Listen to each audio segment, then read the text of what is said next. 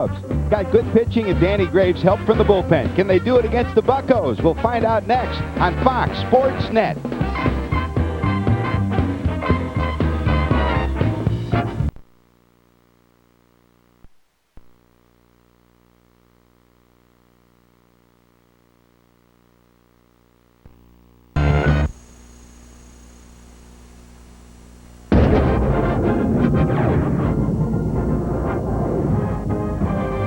Live from Great American Ballpark, Fox Sports Net presents Cincinnati Reds baseball. Tonight, the first of the season series between the Reds and the Pittsburgh Pirates. Hi, hello, and welcome to Cincinnati, everybody. Along with the crafty left-hander Chris Welch, I'm George Grant. Let's go back a year. What a difference a year makes. The Reds lost 3 in a row to the Pittsburgh Pirates to open their brand-new ballpark.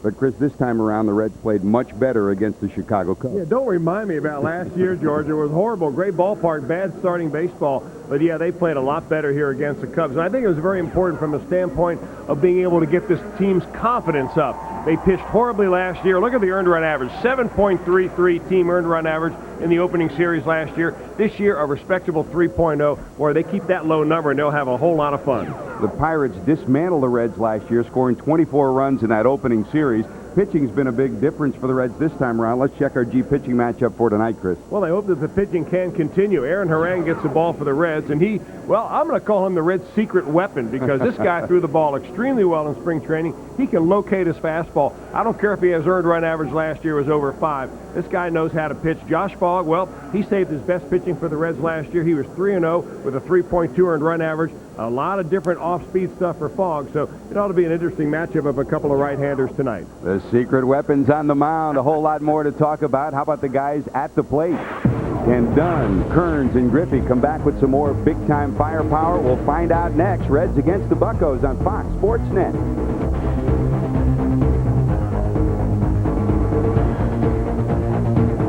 Fox Sports Net is being brought to you tonight by Aflac, by your local Chrysler and Jeep dealers, by the Ohio Lottery. Play Lucky Time.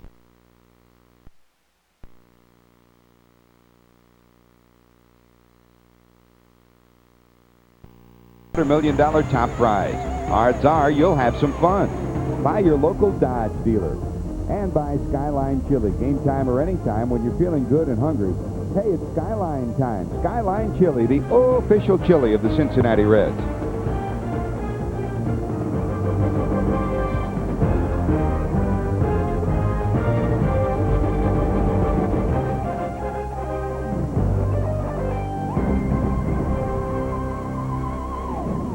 The Pittsburgh Pirates are in town today, and today on Chris's Clubhouse we are talking about the rich rivalry between these two ball clubs, the Pirates and the Reds.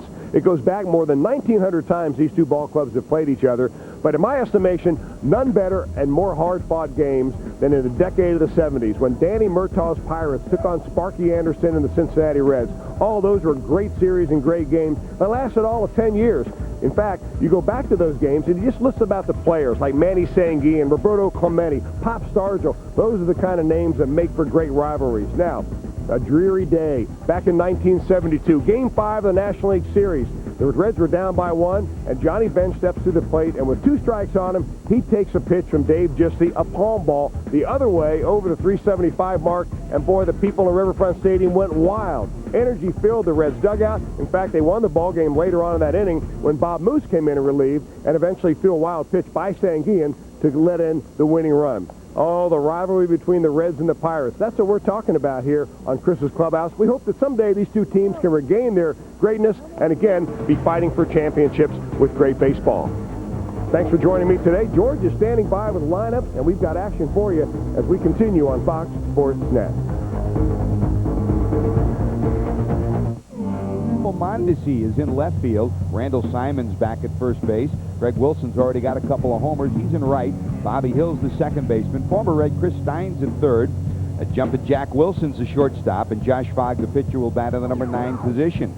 There are 11 players returning from last year's opening day roster. But, Chris, the guys that have left are the biggest names from this Pittsburgh franchise. Oh, no doubt. They're the ones that did all the damage for the Pirates last year. In fact, Giles, Stairs, and Sanders knocked in 38 of the 96 runs that the Pirates scored against the Reds last year. Good riddance to those guys. Hope they have a good year somewhere else, but you certainly don't want to see them on this team because they single-handedly dismantled this Reds ball club last year. Aaron Harang gets the ball tonight. 16 games last year, 15 of those were starts. He did not have a great run of it here at Great American Ballpark, but I think by the time the Reds saw him after he was up and down with the Oakland A's a couple of different times, that he was pretty much worn out. So I expect to see a much better Aaron Harang, and here's how the big guy gets it done. He's a big guy, over 6'5". He's got a nice smooth delivery for a big guy, and a fastball 90 to 93 miles an hour, excellent changeup, and he's able to spot his fastball, and that's the key for him. And he says he's better conditioned here in 2004. He lost 15 pounds before spring training, and a guy that this year I think is more focused than ever before. You used the words worn down, and he echoed that, and that's one of the reasons why he underwent a very extensive off-season conditioning program back in Southern California, and he's back looking slimmer and feeling a whole lot better. Here's Tyke Redmond to lead it off. He's in at 364, no homers, one knocked in. Redmond really is grabbing a hold of the leadoff spot and the center field spot. How about this for the month of April? These numbers after a pretty good spring as well. In tied at third is Ryan Friel guarding against a possible bunt. Redmond, pretty good bunter. He takes a peek down at Friel, who's in tied at third. Buccos 2-1, Reds 2-1. Hey, look at the top of the Central Division. Milwaukee, Pittsburgh, Cincinnati. Who would have thunk it here in the first week? All three of the teams are in a scenario where they'd like to just keep it going. In his brief encounters against the Reds, there's the numbers for Tyke, pretty good. That's a little low. Your home plate umpires, Rick Reed, Eddie Rapuano over at first, Ted Barrett at second, and Alfonso Marquez is your third base umpire on this umpiring crew that swapped off after Joe Brinkman's crew left town yesterday. There's a strike. 3 balls, 2 strikes. Harang making his second career appearance against the Buccos. Had a 12-4 victory during spring training. He pitched against Pittsburgh twice, pitched well, once at Sarasota, once at Pittsburgh. Bounced to short. Line Castro. Zippity-doo, there's one away, but you can see how fast Redmond gets down the line. One away. Here's your Ford defensive alignment. Barry Larkin gets the day off after playing all 3 against the Cubs. So Castro's at short, Friel's back at third, Jimenez, Casey right side of the infield. And yep, Dunn, Griffey, and Kearns are back in center. Good to see the 3 of them together, and Jason LaRue behind home plate. Castro, they call him Golden Hands, Manos de Oro. Wherever you put him, you know you'll get good defense. Here's Jason Kendall.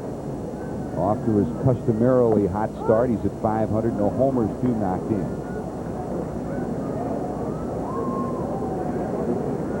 When the year ended last year, Kendall and Brian Giles were much rumored to be part of a package going to San Diego. He lives in Southern California. Castro flips it, and Casey snares it. How about that? The quick flip by Castro and the good glove by Casey. Much underrated at first. Sean Casey saves a lot of errors, Chris. You know, that's a great play by Sean Casey. Everybody will applaud because of the great play by Castro. He feels this ball right behind the bag, and the quick flip right there just doesn't put enough on it to get to Casey on the fly. But there's Casey to be able to pick it clean at first base and record an out. You know, little things like that go down in the scorebook as 6-3. I put a little star next to them, but I'll tell you what, they are best friends to a pitcher when you can cleanly field a ground ball and make an out of it. A lot better than pitching out of the stretch. Through the first 3 games of the season, I've had more stars than we had most months of last year defensively. Friel's come up with some fine plays. Castro always does. And, Casey solid. Behind the plate, Jason LaRue, a couple of brilliant plays too. And Chris, one of the keys for this team, if it's going to be better this year, they have to play better defense. Well, they were horrible last year on defense, so they've got to play better just by showing up and making the routine plays. But I think one thing we really haven't talked about too much, George, is I would say that the grass in the infield, you know, was new last year, was nice grass and thick. Kentucky bluegrass is what they've got planted in there, but it's about a ½ inch thicker this year and higher than it was last year. So a lot of these ground balls that were scooting through the infield are now going to be slowed down a little bit. A pitcher's best friend is good thick grass in the infield. Cubs just left town, and of course for many years, as Mondesi bends back on the fastball that's up and in. Aaron Harang just wanted him to show off his hairdo. It's a little longer and a little lighter too, isn't it? Of course, we saw it this spring, but he's touched it up a bit for the new year. 2 balls, 1 strike. Skied behind second base. Who'll take charge? Angelo Jimenez does. He's got it. That'll do it. A 1-2-3 for Aaron Harang. That's what he did in spring training against the Buccos. Let's see if the Reds can do the same thing. They scored a lot of runs against Pittsburgh in Sarasota. Can they do it against your Chevrolet?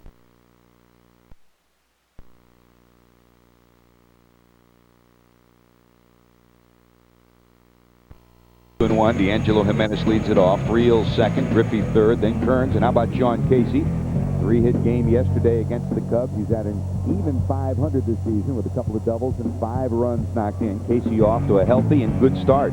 Adam Dunn has a homer, as does Griffey in the starting lineup. LaRue, Castro, and Harang. That's 1 through 9.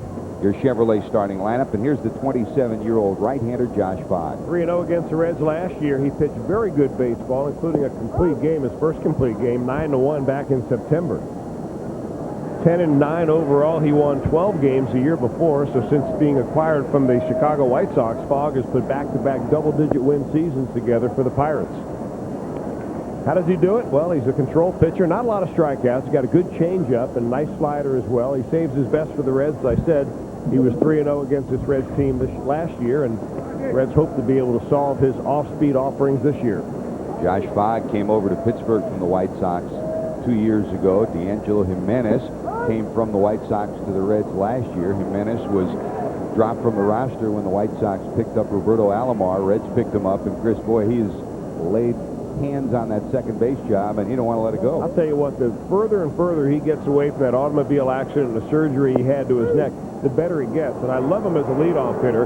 Even though he gets punched out right there, he's a guy that gives you a good, tough at-bat every time out there. Doesn't seem to give away at-bats early in the count, and that's what leadoff guys should do. Jimenez retired. Here is your Ford defensive alignment. Nobody's got a better arm. Used to be in the right field corner than Raul Mondesi. He's playing left for the Buccos. Started every game in left. 108 outfield assists since 1993. Second most in Major League Baseball, behind only Bobby Higginson. That's your Ford defensive alignment for the Buccos. And we talk about good defense. This Pittsburgh team has yet to make an error in the 2004 season. They are an outstanding defensive ball club. Jack Wilson at short, brilliant at times. Here's Ryan Friel in at 182. No homers and no one knocked in. Made his first opening day start of his career on Monday against Chicago. He's played center and played third since the season began. He'll play everywhere around the outfield and just about everywhere around the infield, too. Very versatile. In fact, he'll remind you a lot of the guy who's down at third for the Pirates tonight, Chris Steins, the former jack-of-all-trades for the Reds. Steins, one of the most popular Reds players during his tenure here. He's bounced around a little bit since then. Trying to bunt his way on. It's pop foul by Ryan Friel. 2 balls, 2 strikes.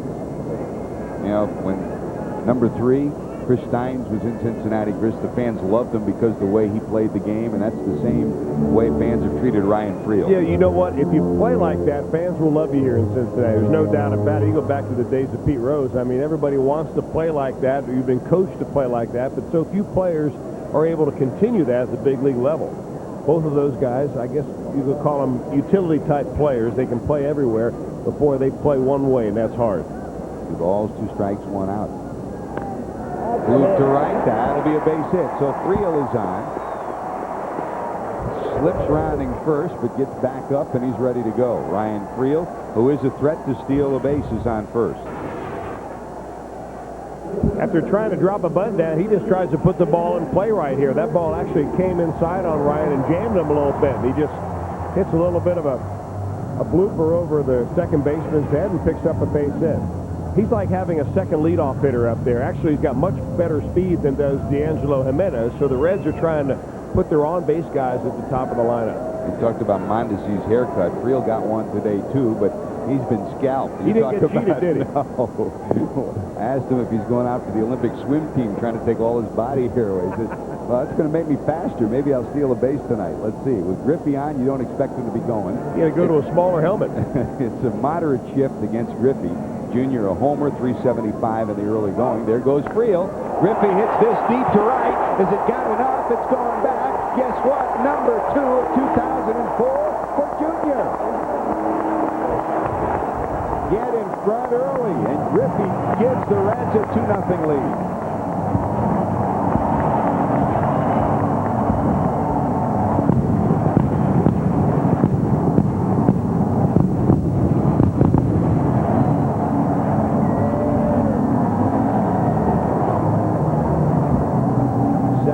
season, 483 for his career as he closes in on 500, Chris. I'll tell you what, that's a smooth swing. You know, we've said it in spring training, George. He didn't look all that interested in being out there playing hard, trying to make a ball club. But, boy, when it counts, he can turn it on. That is as nice a swing as you will ever see right there, and he connects big time. That's his 6th home run against Fogg, and they haven't met each other that often. He came in hitting .349 with 5 homers and 19 knocked in against this Pittsburgh right-hander. Here's Austin Kearns, 182, no homers, no one knocked in. Boy, does it make a difference when he's in the lineup. You better believe it. Makes everybody better, and that's what it's all about.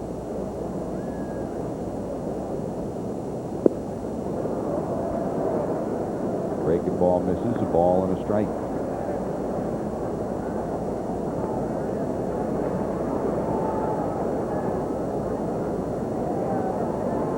Numbers not impressive, but he's been on base each of the first 3 games for the Reds. This one hit pretty good, but right at the center fielder, Redmond. He's got it.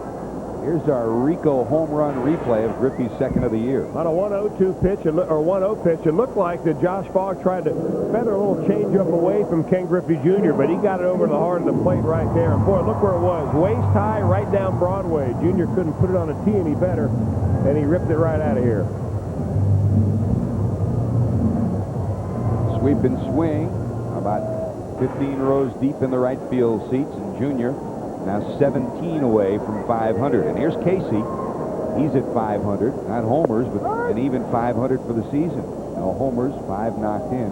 Interesting yesterday, talking to Dusty Baker, the manager of the Cubs, as they were getting ready to leave town. He said, I tell you, I think the guy on your club, meaning the Reds, who I look forward to having a big season, is your first baseman, number 21, Sean Casey. Baker's always liked him, and Casey sure responded yesterday with 3 big hits. And Chris, you know, they thought last year that he had a pulled groin muscle. As it turned out, it was a broken bone in his pelvis for a guy that uses his weight in his waist that really hurt him.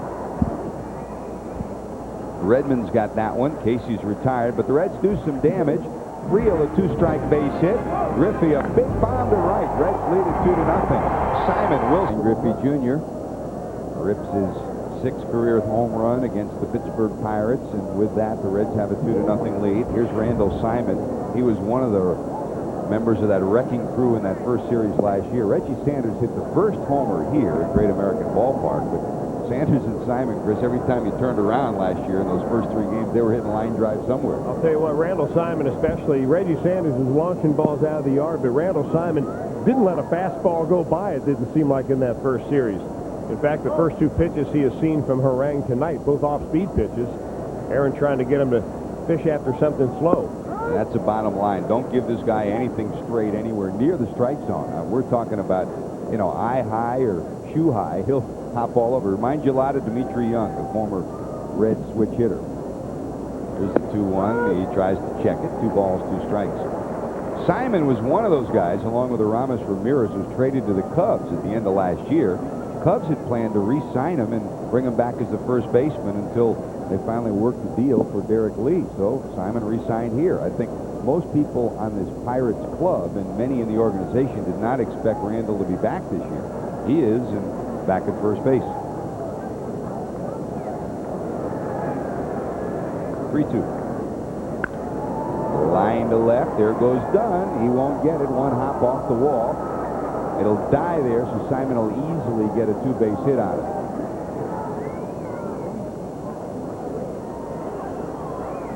Randall Simon delivers a leadoff 2-bagger. Hey, coming up Saturday on Fox Sports Net, LeBron James and the Cavs take on Dwayne Wade and the surprising Miami Heat at 7:30. The action gets started with Cavaliers Countdown at 7. It's Cavaliers Heat coming up Saturday, 7:30, right here on Fox Sports Net. Who do you vote for as Rookie of the Year in the NBA? Is it Carmelo? Is it LeBron? Both outstanding rookie seasons. I think LeBron probably started faster, but Carmelo's sure closing fast, isn't he? And heading to the postseason. Yeah, you know, I kind of like LeBron, though. Yep. For us here, I mean, he reinvigorated basketball in the state of Ohio. Exactly. Call me a homer, but I think I'd rather see him play. I like to have both of them on my club, if possible. Can you arrange that if I made you GM? No, thank you. We'll stay up here. We know where one vote's going. Here's Craig Wilson in at 417, already 2 homers. John Browdy with his Syracuse roots is always going to root for Carmelo. Balky too? Balky. You can't do that. Jesse Jackson, what do you think? Oscar Robertson, what do you mean? You could vote for Oscar #1 any year. Swing and a miss. Wilson Tardy on a fastball, 1 ball and 2 strikes. Yeah, Tardy back-to-back fastballs. Interesting the way different hitters specialize hitting different pitches. Randall Simon, you wouldn't want to throw a fastball like that to him. A high fastball he rocketed over Adam Dunn's head. On the other hand, you can get one by Craig Wilson when you can throw it up in the zone. That's why scouting reports are so important. I think the Pirates have a new hairstylist this year.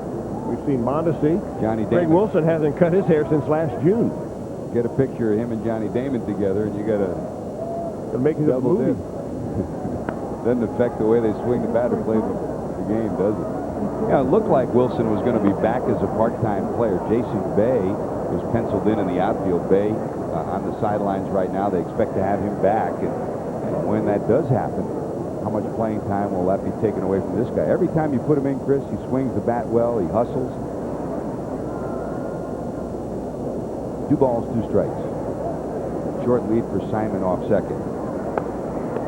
There has been talk over the last couple of years between the Reds and the Pirates about interest the Reds have had in Craig Wilson. Of course, the Pirates have interest in Sean Casey over at first base, a hometown boy from Pittsburgh, and they thought it would be a good matchup. That trade obviously has never happened, but there's something that has been bannered about between these 2 teams. 2-2. Hit hard, pass Castro. Simon will round third. He'll score easily, and the Pirates get a run back. So Wilson picks up his 3rd run batted into the season, a double and a single. And the Buccos get a run here in the second. It's a 2-1 ball game. A good idea by Aaron Harang and Jason LaRue that time, but it's interesting because they threw 2 fastballs by him upstairs at 93 miles an hour and then missed a couple of times with a slider. Came back with a slider again, and that sped up the bat of Craig Wilson. He was able to get pretty good wood on it and drive in a run.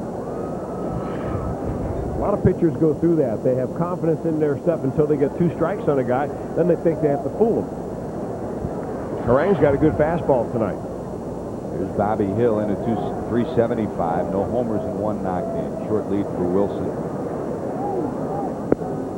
Hill trying to lay claim to the second base job. It's been a revolving door the last couple of years, and of course with all the injuries to Pokey Reese. Pokey's now gone. He's the second baseman in Boston playing shortstop until Nomar comes back. Hill came over from the Cubs in one of those deals last year. Had back problems the end of last year. Still bothered him early this year, but he's in there playing well and right now getting the chance. While Freddie Sanchez is on the sideline. But it's a rookie combo at second for the Pirates and Lloyd McClendon. McClendon, by the way, had his contract extended last week for a year, so he's signed through next year. Dave Littlefield, the general manager, had his extended. He's now signed through 2007 as the general manager. 1 ball, 2 strikes.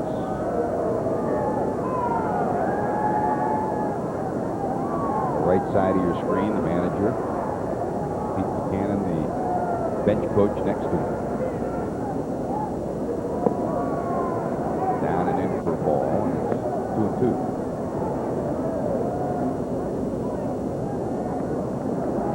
There's the former Red. One of the good guys of the game, huh, Chris? He's just a dirt player, loves the game, worked hard, and learning on the job. He admitted his first year he might not have been a great manager. Credits Bill Verdon with helping him along a lot, and he's gotten better each year. You know, you get better as a manager every year because you become a little better people person. You're also able to begin to surround yourself with coaches that you trust more. The first year you're on the job, oftentimes the general manager essentially names your coaching staff for you. But if you hang around long enough, pretty soon you begin to develop relationships, and those kind of things really help you down the road. 3-2. Runner going, top foul and out of play. And the other side of it is you hope along the road to get better players. That makes managers about 15 to 20 games better in any given year. This Pirate team kind of reminds you of the late 80s. Pittsburgh teams where they got some young guys coming in, and all of a sudden they added a couple of free agents, spent some money, and bingo, they had a contender in the early 90s. The question is, will they spend that money? Similar story that the Reds had. 3-2 again. Castro inching over for a possible double play. That extra step, the difference between a base hit for Hill or a ground ball, maybe a double play, and at least one out. So now it's the third hit of the inning. 2 on, no one out, and here comes Chris Steins. Well, the Reds' mantra all throughout spring training was pitching to contact early on, and Aaron Harang so far tonight really isn't doing that. He's gone deep into the count, and Don Gullett, the pitching coach, is observing this the same we are, that he's gone deep in the count nearly on every batter. It seems like he gets ahead of the hitters, and then he kind of fools around with them, misses a couple of breaking balls. All of a sudden, it's 3-2, and he's got to come in there. It happened with Craig Wilson. It happened right there with Bobby Hill. Want to get those guys early on and maybe roll up a ground ball. Here's Steins. First at-bat of the year, playing third tonight. They call Domino's now and order their new cheesy dots. 12 irresistible bites of baked dough covered with lots and lots of cheese for a limited time only. 99 cents with the purchase of a large one-topping pizza for only $9.99. Only from Domino's.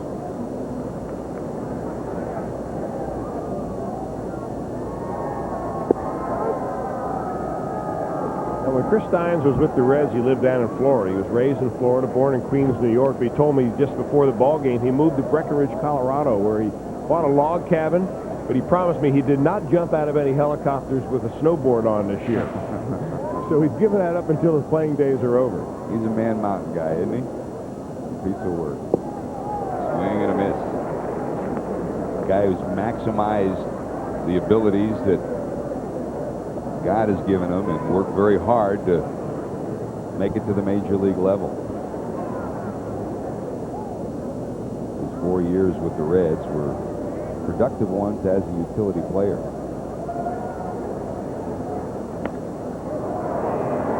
Dunn over. He'll haul it in, and the runners will hold.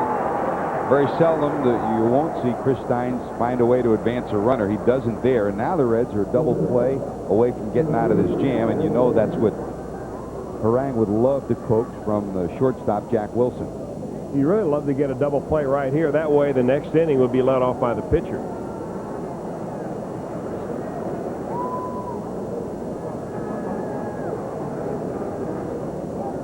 Double by Simon, single by Wilson scored the first run, then a single by Hill put those 2 runners on. That's way high. Well, already the Pirates have had more action in the first 2 innings than they had, and Gullett will come out and talk to Harang. We saw Aaron Harang throw twice against the Buccos in spring training, once in Sarasota, the other time in Bradenton. Went 4 innings, allowed 8 hits and a run in 1 encounter, and 6 innings, allowed 4 hits and 2 runs in the other encounter. He was in control both of those games, and right now struggling through the second inning. In control and relaxed, and I think the difference in this particular ball game is he's got in trouble, and he's kind of sped up his delivery a little bit, not allowing himself to stay back and stay relaxed and put pop on the ball at the very end of his delivery. He's trying to add it too soon. That's why he's missing up with his breaking ball and also that last pitch with his fastball.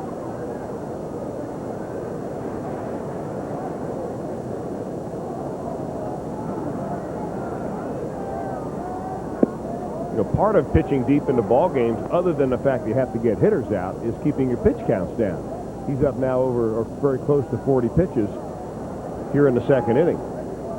Yesterday, Matt Clement threw 29 in the first inning, and that really spelled disaster for him. And the Reds starting pitchers have been very judicious with their pitch counts in the first 3 ball games. And you talked about pitching to contact. Coming into tonight, the Reds had walked only 4 batters in 27 innings pitched. That's the fewest in the National League, and that's what Don Gullett and General Manager Dan O'Brien wanted them to do. 2-1. Did they get 2 out of this? Yes, sir. They got what they wanted, but the Buccos do get on the board. Double by Simon, single by Wilson. Griffey's homers made it 2-1. By Crown Royal. Enjoy its smooth taste with friends tonight. And by Geico.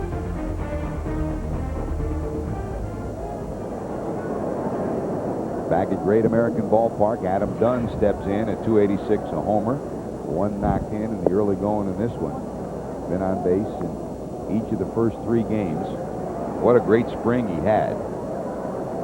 Not just that he finished at 377 with 6 homers and 15 runs batted in, but he was there almost through the entire second half of spring training. It wasn't that he just finished with a flourish at the end. He was very solid, hit the ball well, hit line drives, and he and Chris Chambliss certainly have meshed thus far in this 2004 season. Well, they had plenty of time to talk on the bus because Adam Dunn was a road warrior. I mean, he went on just about every road trip the Reds took in the spring. That doesn't sound like much, but some of these cities takes a couple hours to get to, and you play, you sit around on the way home, and it gives you a chance to bond a little bit with your hitting coach. And when you're hitting home runs the way Dunn did, that was a fun conversation. He bonded with 2 people, his hitting instructor, Chris Chambliss, and Eddie Napoleon, veteran minor league and major league coach who's been so well respected. Dunn gets this one. Forget it. That's going to be gone. Done and gone. Boy, does he put a charge into that one. His second homer of the year. So Griffey and Dunn each eat their second, and the Reds lead it 3-1.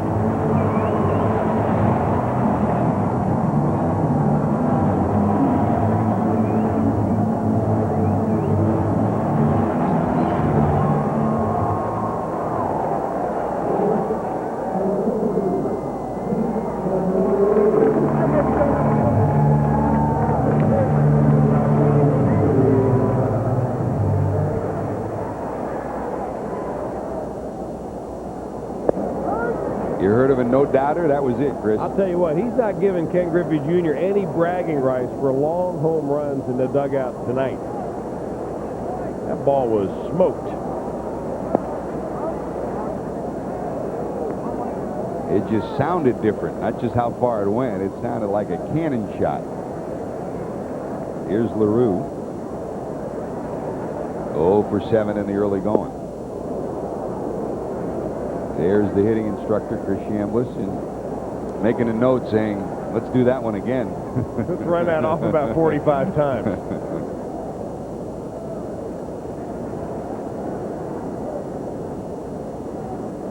We talked about Dunn and his hitting, working with Chambliss. The other guy he really worked a lot with this spring, Chris, was Eddie Napoleon, who's an outfield instructor, and trying to talk about the mental approach and the work ethic of being a better and better outfielder. Eddie Knapp is one of those guys who's special to the game of baseball, and he's with the Reds here on this first homestand and was instrumental in helping the Reds this spring. Here's our Ohio Lottery instant replay of a boom.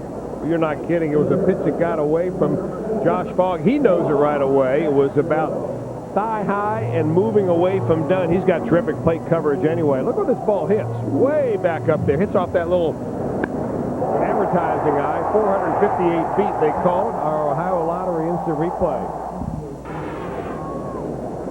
Rob Butcher checking in with us, telling us now the estimated distance. 458 feet. Pretty good shot. Here's Juan Castro for his first at bat. You know, getting back to Eddie Napoleon, I think anybody who's played baseball, whether minor leagues or major leagues, in the last 15 or 20 years, has probably had, maybe 30 years, has had Eddie Napoleon as a coach. Yeah. I mean, I had him as a coach. Dunn's had him now as a coach. Jerry Naren's had him as a coach. You go up and down coaching staffs and players around everywhere. They all know Knapp. There's only one Knapp. Sky to center field. Redmond camped under it. He's got it. There's 2-8. And the Reds in Kroger are giving fans 12 months for free. Saturday, first 20,000 fans in attendance for the Reds-Pirates game will receive a free 12-month Reds calendar thanks to Kroger. Calendar highlights the rich history of the Reds dating back to the 1800s while taking fans to the opening of Great American Ballpark. Get your calendar Saturday thanks to Kroger. Here's the pitcher, Harang. You know, you talk about Napoleon, and you know, some baseball fans may have never heard of him. If you're in baseball, believe me, you know him, and he's so well respected. Talk about favorite moments of spring training. For me, it was when the Reds played the Yankees, and very quietly, Don Mattingly, who had Eddie Napoleon in the minor leagues, came over to shake Eddie Napoleon's hand. Mattingly, now the hitting instructor of the Yankees, saying, Eddie, I don't know whether I ever told you, but thanks for all the help you gave me when I came through the minor league. That's Don Mattingly telling him that. Dunn homers. Reds lead it 3-1. More when we return as Cincinnati leads this one by 2.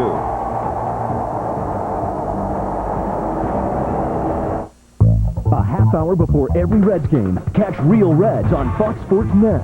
It's in-depth interviews that'll take you way beyond the sports page, expert analysis from the press box, and you'll learn the keys to the game.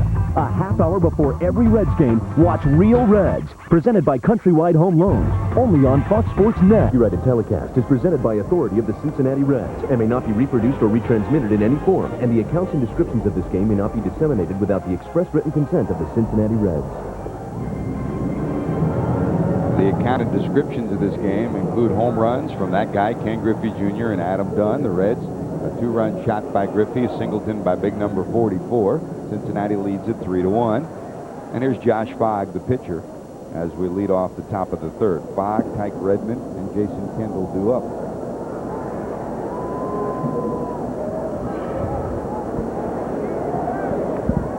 Already completed in the National League. The Astros beat Milwaukee 13-7. Boy, the Brewers got off to a good start, taking 3 of 4 from the Cardinals in St. Louis. American League, White Sox beat the Yankees 9-3. Toronto spoiled Boston's homecoming 10-5. And Texas over Anaheim 12-4. Those finals will have a complete scoreboard update for you coming up.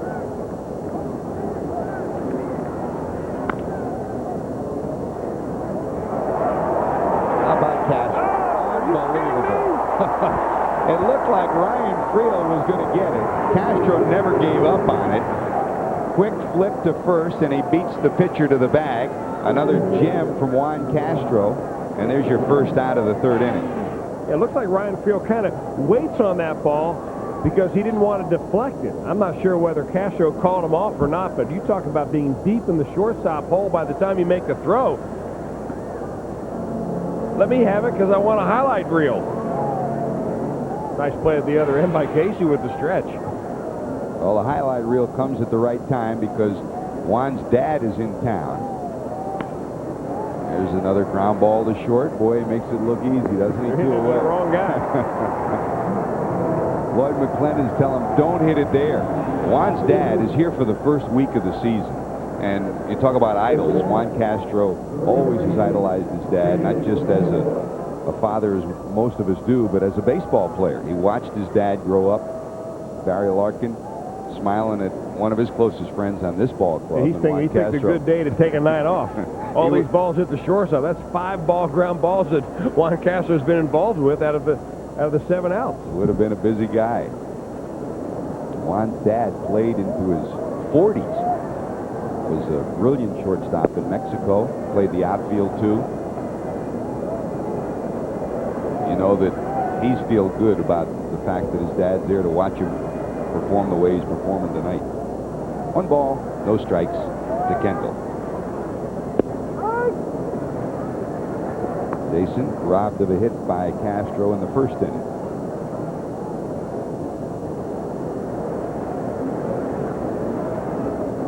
And you wonder, you keep talking about the future. This is Barry Larkin's final year. At least he's indicated that. Kind of left the door a little bit ajar. But who is the shortstop of the future? Is it Ray Olmedo? Is it Felipe Lopez?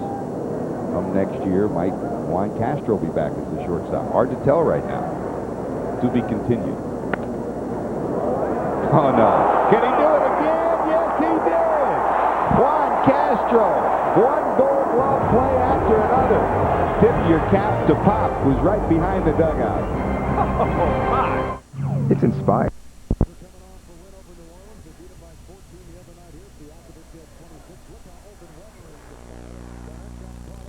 By Quickcrete Cement and Concrete Products, do it yourself doesn't mean do it alone. Well, Aaron Harang hasn't done it alone tonight. He's had great defensive help from Juan Castro. Already 6 assists in this ball game. And offensive help, home runs from Griffey and from Dunn, and the Reds lead it 3-1. To the bottom of 3 we go. Top of the order, D'Angelo Jimenez struck out in the first. Friel and Griffey due to follow.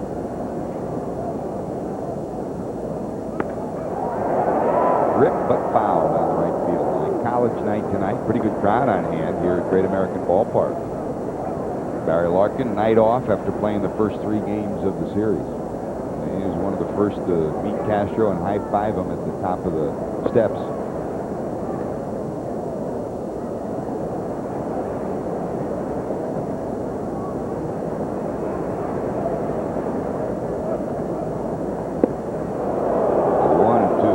Sportsnet welcomes our viewers watching on Inside Communications in Louisville, Kentucky, and Time Warner Cable in Columbus, Ohio. Thanks for watching Reds baseball on Fox Sportsnet, and welcome aboard.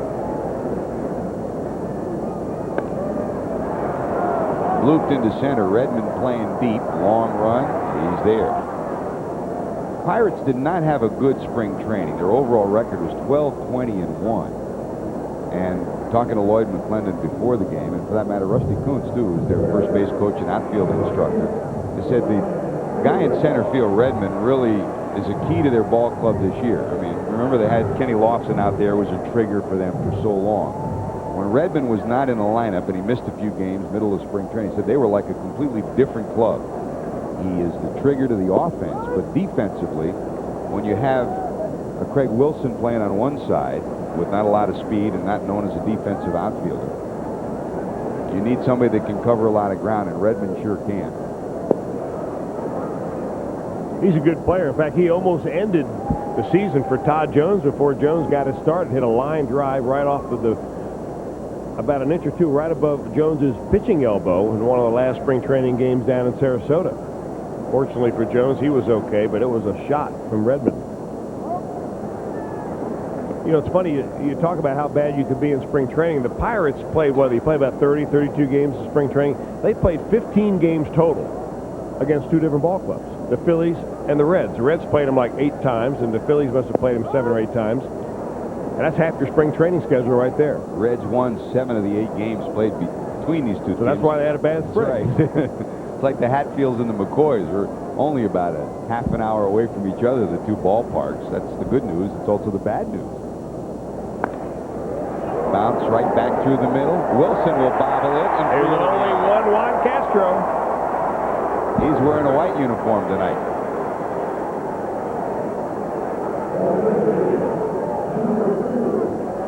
Be an interesting scoring decision by the official scorer whether this is an error or not, because Friel gets down the line quickly. I got to figure that I don't think they would have had him. Do you? I'm not so sure they would have had him, because you've got to assume that Friel is one of the quickest guys on the field. Well, they're going to charge Wilson with an error.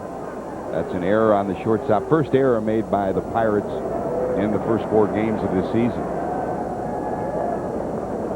Castro, meanwhile, 6 assists already. Here's Junior, homered his first time up. You know, we go back to what we talked about in the very first inning, George, about how the grass in this infield is thicker, it is much slower, and it has allowed so far some superlative plays by Juan Castro, and has allowed infielders to get the balls that last year they wouldn't have even gotten to, because the ball would really scoot through this infield last year. The Cubs just left town, and Gold Glover Ryan Sandberg, who for many years patrolled Wrigley Field, and they cut the grass about a foot high at Wrigley when he played. He said when he saw the grass here, he said, this kind of reminds me of the days at Wrigley, and it's really true. Yes, in the National League, the way the grass is right now is closest to the way the Wrigley grass was during the Sandberg era. Boy, it was seriously thick then. Yep.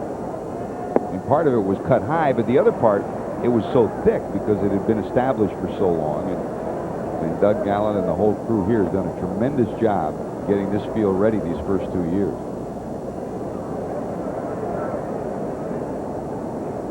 2 balls, no strikes. Setting up away is Kendall. Modified shift again on against Griffey with Wilson, the shortstop, behind the second base bag, and the third baseman, Steins, pulled over almost to the shortstop spot. Junior already this year has gone the other way twice against shifts. There goes Friel. There'll be no throw. It's ball 4. That is called wanting nothing to do with throwing Griffey a strike. First walk issued by Fogg. 2 on, 1 out, and here's Kearns.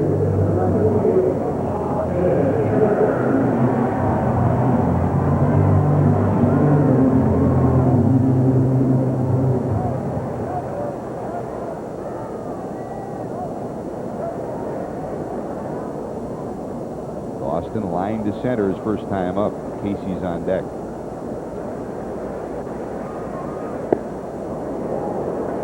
See, that's a pitch right there that if you throw it to a left-handed hitter like Ken Griffey Jr., he's got a good chance of hitting it. But the way that Josh Fogg sets himself up to throw, he's a right-hander that throws somewhat across his body, and it's very tough for him to throw the ball inside the left-hander. So his forte and his strength is always to the third base side of home plate. So he feels more comfortable throwing to right-handers. He can run it right in there on him. But, boy, that's a pitch that's hittable to a lefty. There it is again.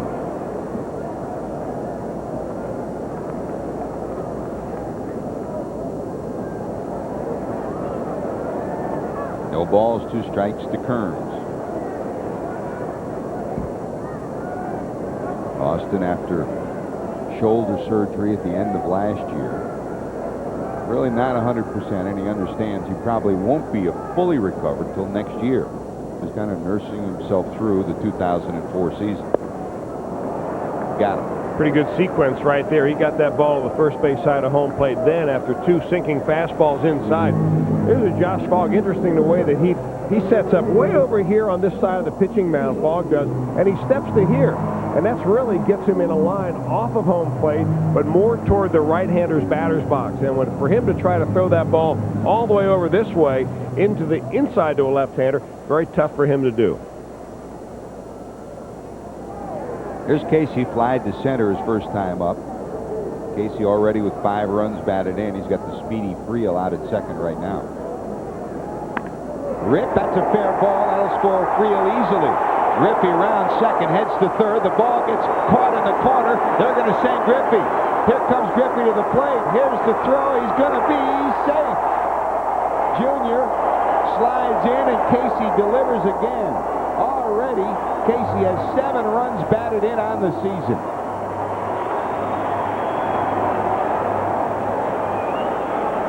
Well, Fogg tries to get it inside, but he just doesn't do it. That ball comes out over the plate a little bit and ripped right inside the first baseline. That stays fair just by a couple of inches, and that'll mean a couple of runs.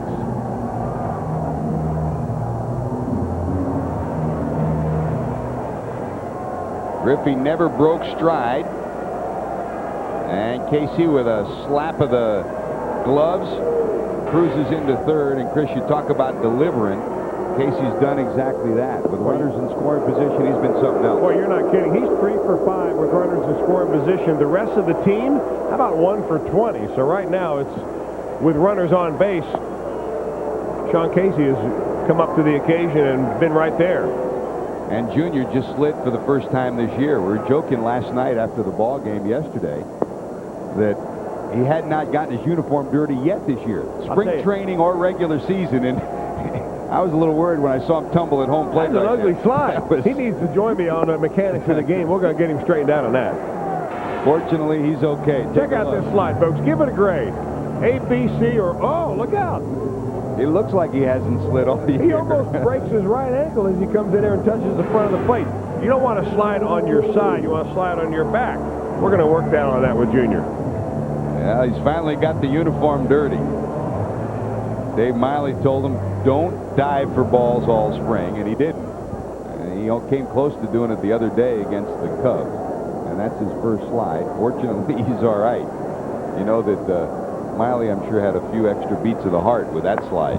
LaRue, first pitch swinging after the intentional walk, pops it up with 2 away. Under it is Simon. He's got it, but the damage done. Sean Casey delivers against his former hometown team. The Pittsburgh native knocks in 2. The Reds lead at 5-1. Sportsnet. Our watches come in a rainbow of colors with the finest genuine diamonds and the highest quality movement. See them at Richter & Phillips in Cincinnati and Jaffe & Gross in Dayton, or visit aquaswitzwatch.com or a store near you. They call him Manos de Oro. Golden Hands, Juan Castro. What does he do? How does he do it? That's how he does it. Brilliant defensive inning for Juan Castro last inning. This is the way he wraps it up.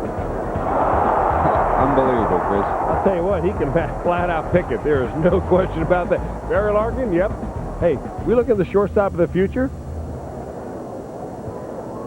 If you ask a sinker ball pitcher, what would you rather have out there? A guy that's going to drive in 100 runs to shortstop and play mediocre defense or a guy that's going to glove everything that he can get to and fill you out, boom.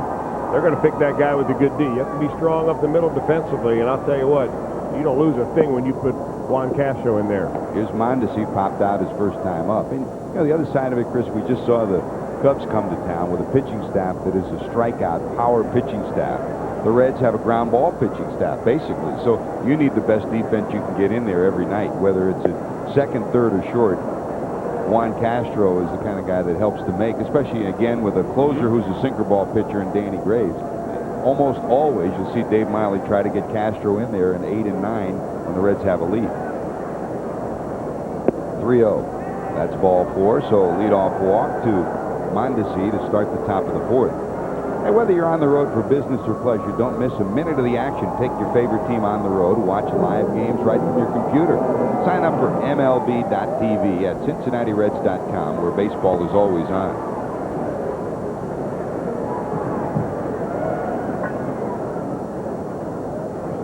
Here's Simon. He started the trouble for Harang in the second.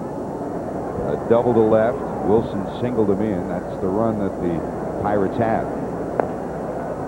That's foul past Casey for strike 1.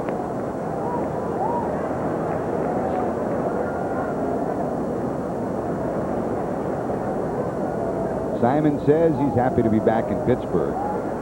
Spent most of the year in Pittsburgh last year. Had a taste of the postseason hunt for the playoffs with the Cubs when he and Ramos Ramirez were traded to Chicago.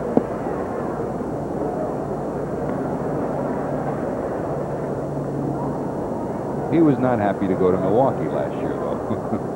The sausage race. I don't think they will ever forget. You're not kidding. The sausage caper by Randall Simon. That's right. Every time he goes there, they'll remind him.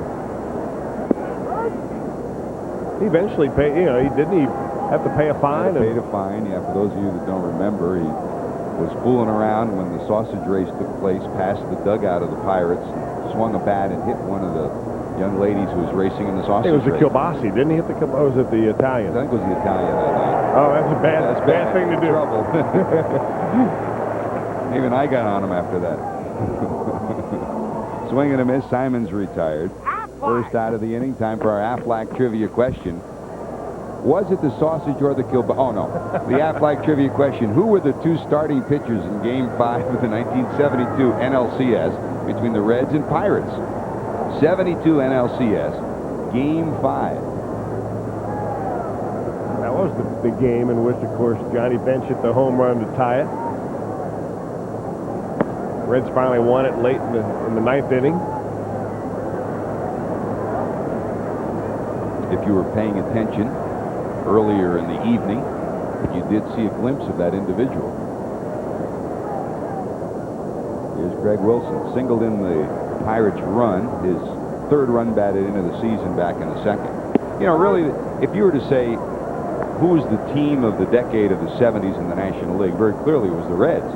But had it not been for the Reds' ability to beat the Pirates in the postseason, it would have been the Pirates. The Pirates had a great decade. They certainly did. But the Reds, thanks to the Big Red Machine era, owned the National League, and Oakland owned the American League. 2 balls, 1 strike.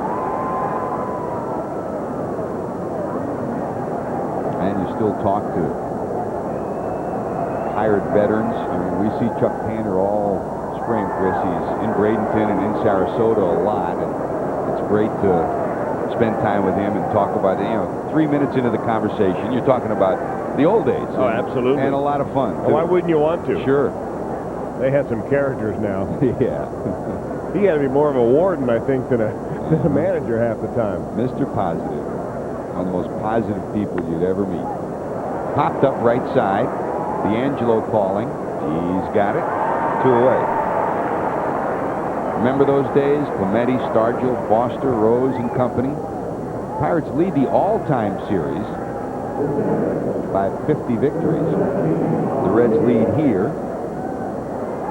And in postseason, there's the difference right there. The Cincinnati postseason dominance, which finally ended in '79. That was the year the Pirates eventually did win. Remember, they went to the World Series, beat the Orioles. Willie Stargell was the most valuable player that year. Roberto Clemente, of course, had his last hit before he passed away, flying the relief aid to Nicaragua. It came off Don Gullett in the postseason. I mean, people list his 3,000th hit on the final day, but he also got a hit in the postseason off Donnie Gullett.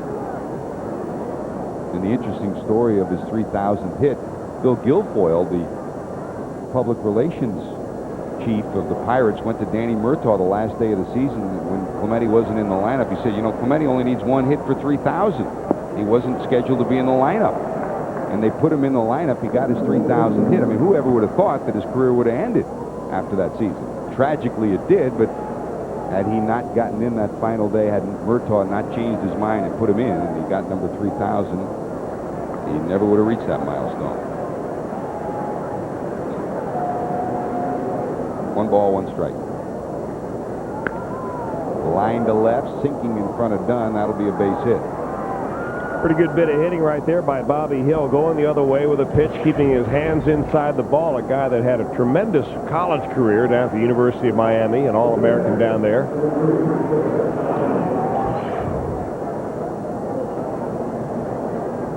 Bobby Hill's making the best of his chance. It was a race to opening day to see who would be the opening day second baseman, and he's 2 for 2, hitting over 400 in the early going. Here's Steins, fly ball to left first time up. Similar situation for Steins. 2 on his first time up, and he flied out. You know, all the times that we saw Aaron Harang pitch in spring training, this is as wild as we have seen him. I mean, he's not been really wild. He's walked only 1 batter. He's been behind several batters, but we didn't see him get wild upstairs at all, not missing a strike zone up. He always missed it down and away, in and out. And when you begin to miss up in the zone, it means you're just trying a little bit too hard. You're flying over a little bit. Maybe you're pushing with your legs too quick and not staying back long enough. And usually that comes from being too revved up, too fired up instead of kind of relaxed. He's a big package, 6'7" tall, so mechanically everything's got to be right for him to be in tune. He was relaxed, as you said, Chris, calm and collected all spring, but there's some butterflies. This is his first start of the regular season. And you see, and there's also a little pressure, too, because you see these 3 pitchers that have pitched before him, all have done pretty capable jobs. Corey Lytle, the worst of the 3, but then you have Paul Wilson, throw shutout innings out there. You had Jose Acevedo yesterday, throw a good ball game. He doesn't want to be the guy that goes out there and has a bad game. He rallies, comes back with that one. Yes, he did go around, said Ed Rapuano down at first. Steins is punched out. They'll strand 2. The Reds lead at 5-1. We head to the bottom of 4. Harang due up second. At JTM and by Pepsi and your local Pepsi bottler. Pepsi, the choice of the Reds.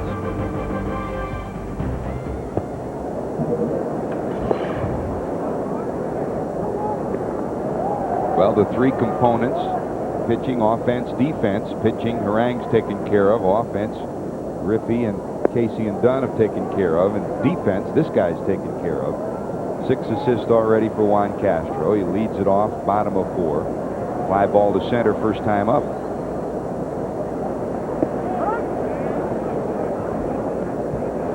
You know, we talk about that 70s era with the Reds and the Pirates going at each other. Pirates then in the East, and the Reds back then were in the West with the Dodgers, of course. And back in that era, in the 60s and early 70s, shortstops were Juan Castro. They were, you know, known for their defense, didn't worry about offense. How about this? Steins. Well, I guess turnabout's fair play. Chris Steins robs Castro, but then again, he's done that 4 times already tonight to the Buccos, 1 away.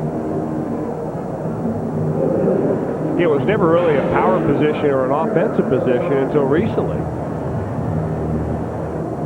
Nice play by Chris Steins. We've seen him in Reds uniform do that plenty of times. And tell you what, just a grunge player that gets it done.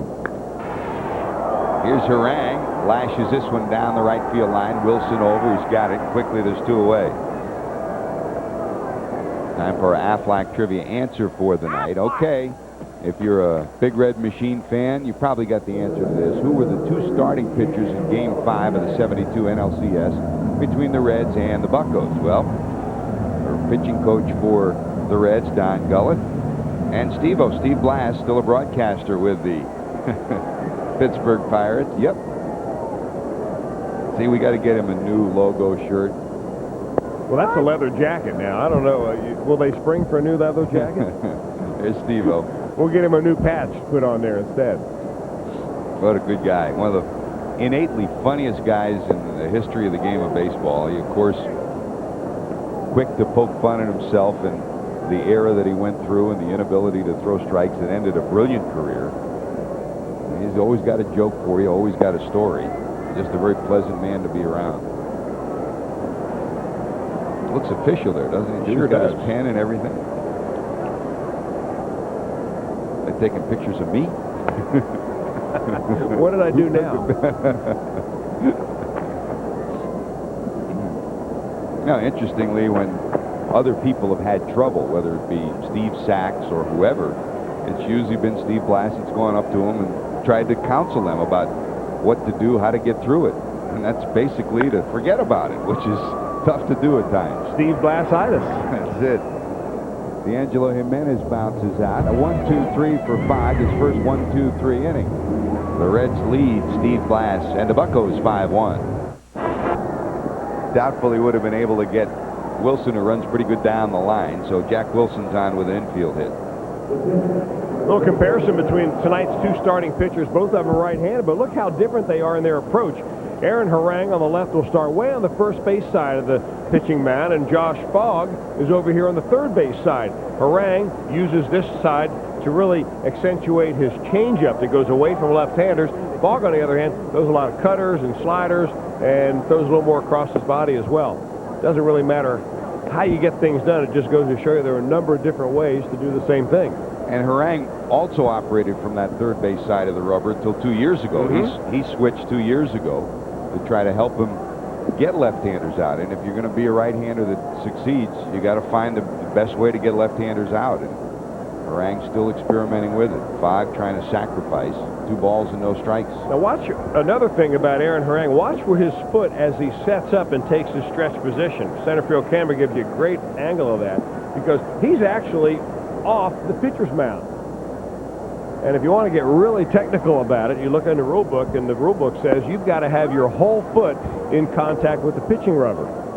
And if part of your foot is hanging off, it's illegal. But usually that's probably one of the rules that is the least enforced of any. Generally speaking, if you maintain contact, very seldom will any umpire call you on it. Wilson, pretty good lead off first. Fogg showing bunt again. He'll get it down, and LaRue finally says, I better pick it up, and he does. Nice play by D'Angelo Jimenez. Successful sacrifice. There's a runner at second. Hey, tonight on the Best Sports Show period, we take a look back at some of the best moments from the past. As new Eagles wide receiver Terrell Owens tells us why he wanted to go to Philly and why he didn't fire his agent. Plus, wrestling superstar and actor The Rock drops by to talk about his new movie and his former Miami teammate Warren Sapp signing with Oakland. Catch the Best Sports Show period tonight only on Fox Sports Net.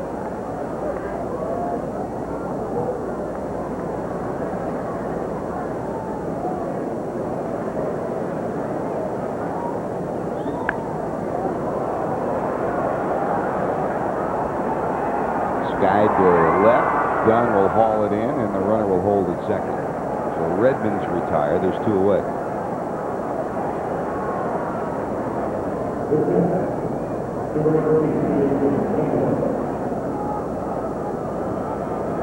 So Wilson sitting at second, 2 outs, and here's Jason Kendall.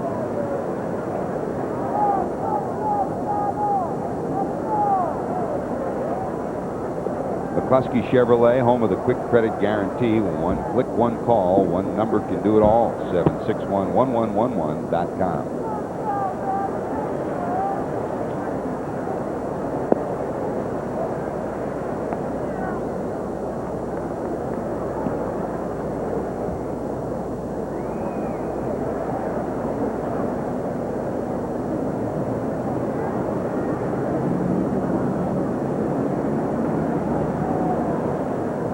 Last year ended, Jason Kendall had hopes of fulfilling one of his lifetime dreams, and that would be going to Southern California where he lives and playing for the San Diego Padres. Never happened. Brian Giles was traded. He wasn't. Aaron Harang did fulfill those dreams. That's getting away from LaRue, and the runner will go to third. Pass ball charged against LaRue. I don't know if Jason was looking for a different pitch. No, he knew it was a fastball coming, just closed his glove too soon.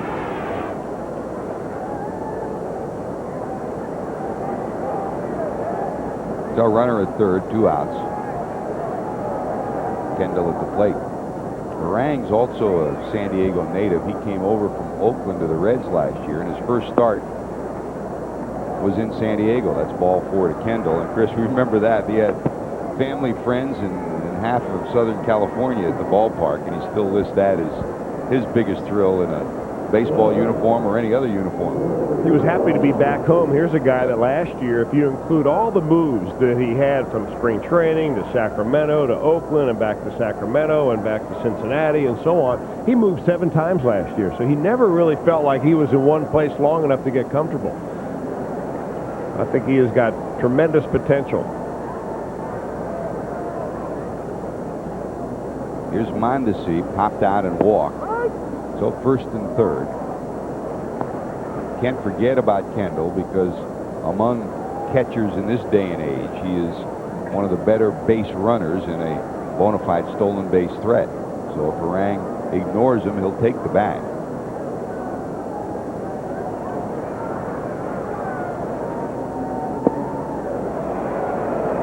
An important moment in this game for Harang. Mondesi has home run power. He's got 1 already this year. For his career, L.A., Toronto, the Yankees, Arizona, and Pittsburgh, 265 career homers. That ties him with George Bell for number 3 on the all-time list from the Dominican Republic, where Sammy Sosa 1 and Manny Ramirez 2. So you want to stay right there, away, and breaking balls away. And he's usually a guy that if you can get it out there, if you can throw a fastball in early in the count, you'll get him to chase some breaking balls.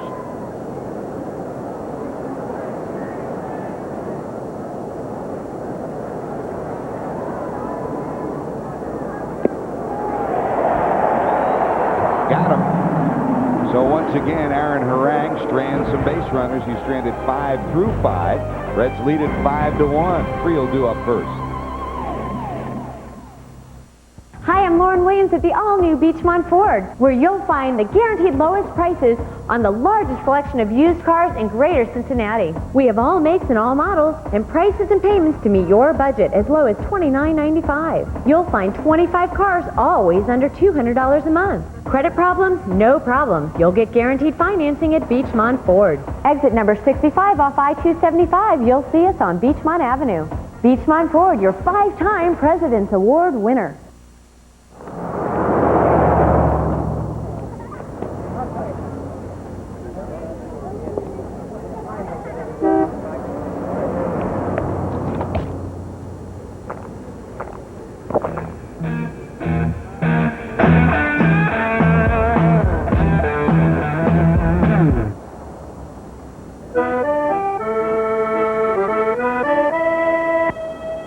Nothing sounds better than pizza and Pepsi. It's the cola.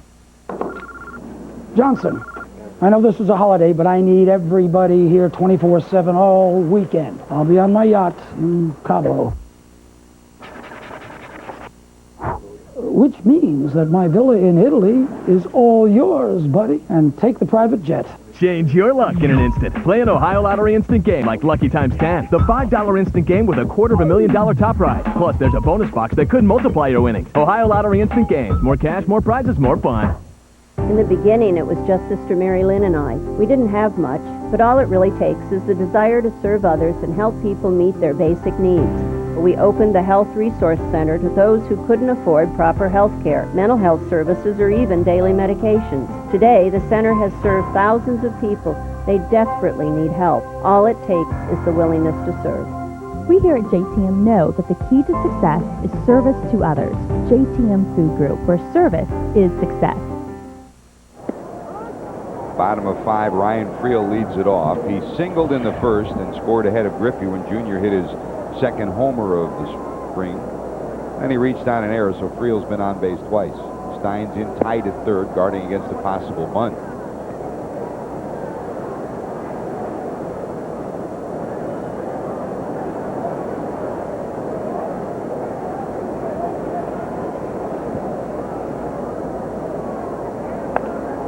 Off the end of the bat, Simon juggles it, wins the race to the bag, and there's one away. Time for Ohio Lottery winning numbers for tonight. Pick 3, 045-045. Pick 4, 8310-8310. Buckeye 5, 220, 24, 25, 30, 220, 24, 25, 30. Hope you had a winner tonight in the Ohio Lottery. Back to Junior, Chris. Here's number 2 on the year. He got it a whole bunch, no question about that one. Boy, he hits him a lot of hang time right there. That was good for 2, and it came way back in the first inning. The last time he came up to bat, Josh Fogg wanted nothing to do with throwing him a strike, walked him on 4 straight. Fogg knocks it down, and will take care of it. So going after the first pitch, Griffey bounces out. Quickly, there's 2 away, and here comes Kearns. In that Astro win, 13-7 over Milwaukee, Jeff Bagwell hit another homer.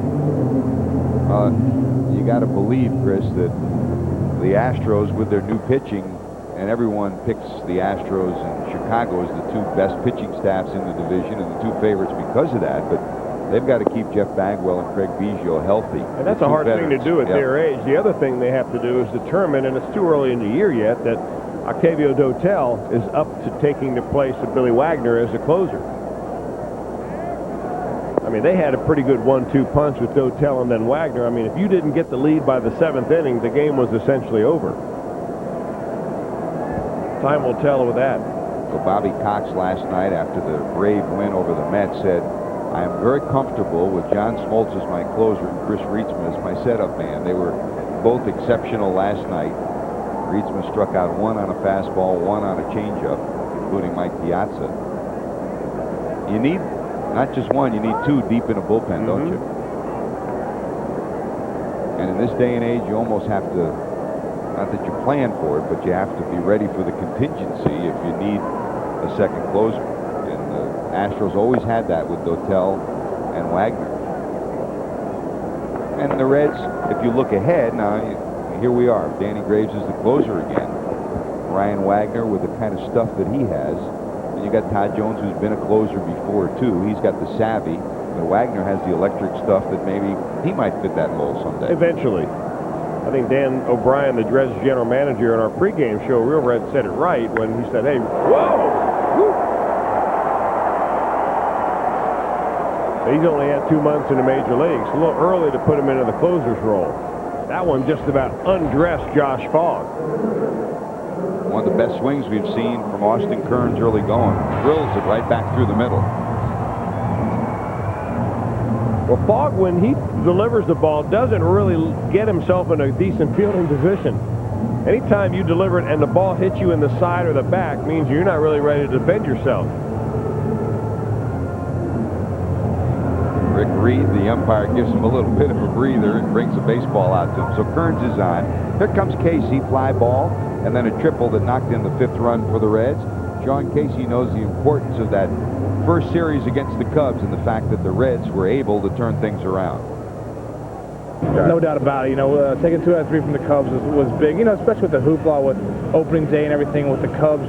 You know, being probably one of the best teams in baseball. You know, for us to take 2 out of 3, you know, it gave us a confidence boost. Sean Casey in our Geico moment.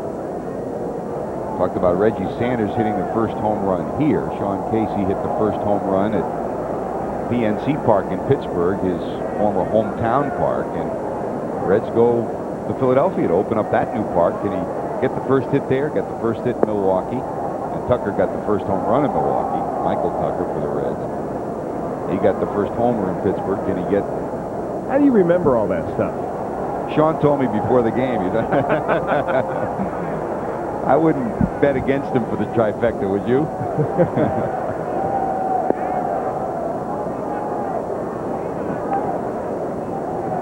The JTM Food Group would like to salute the people of our community who unselfishly volunteer their time to help others. JTM Food Group, where service is success. I'll tell you who knows, Jeff Idelson from the Baseball Hall of Fame. He's already wondering he's going to be there to get the bit of memorabilia. By the way, speaking of former Buccos, it was Brian Giles who had the first home run at the new San Diego park. And we understand that park is just beautiful. We had a chance to see it last year before it was completed, but we understand it is something special out there. A hard place to hit a home run, evidently. Ask Barry Bonds. Jay Payton robbed him of a homer last night. There goes Kearns. He'll easily steal the base. So Austin Kearns gets his first stolen base of the season. And it's 3-1 to Casey. You know, this team isn't blessed with a lot of overall team speed, but what you have are some guys that can steal bases. Austin Kearns is a very good base runner. Senses a big lead. Josh Fogg stopped paying attention to him, and now on a 3-1 count, Casey's got a runner in scoring position. Boy, he's been electric already, 3 for 5 this season with runners in scoring position. Chris, last year it seemed like every single day you and I had looked at the numbers, the stats, and if there was one woeful stat for the Reds, it was how they performed with runners in scoring position. For a time, they were around 100. They finished higher than that during the course of the year. But Lloyd McClendon knows that his club has to perform better than that. And certainly the Reds have to perform better with runners in scoring position this year. Maybe that's one reason why they had so many close games last year. The Reds are very good in one-run ball games. I think they, won 31-run ball games last year, 29 or 30. It would have been 2 or 3-run games had they hit a little bit better. Here's Dunn, a homer, 458 feet worth to center field, and an intentional walk. Well, that is such a key pitch right there for Adam Dunn to take and establish the strike zone on the inner part of the plate. Now Fogg's not really sure where to put this next one. Ooh. Took a little bit off that one. One of the bright young stars, one sitting out at second, Austin Kearns, Casey at first, and Dunn at the plate. Big number 44 in select company as a young slugger in the National League. Most career homers under the age of 25. Albert Pujols among active players, numero uno, and a big contract to go with it. Adrian Beltre, the last year of his contract. He'll be a free agent next year with L.A. And then Dunn, number 74 tonight. Pretty good company.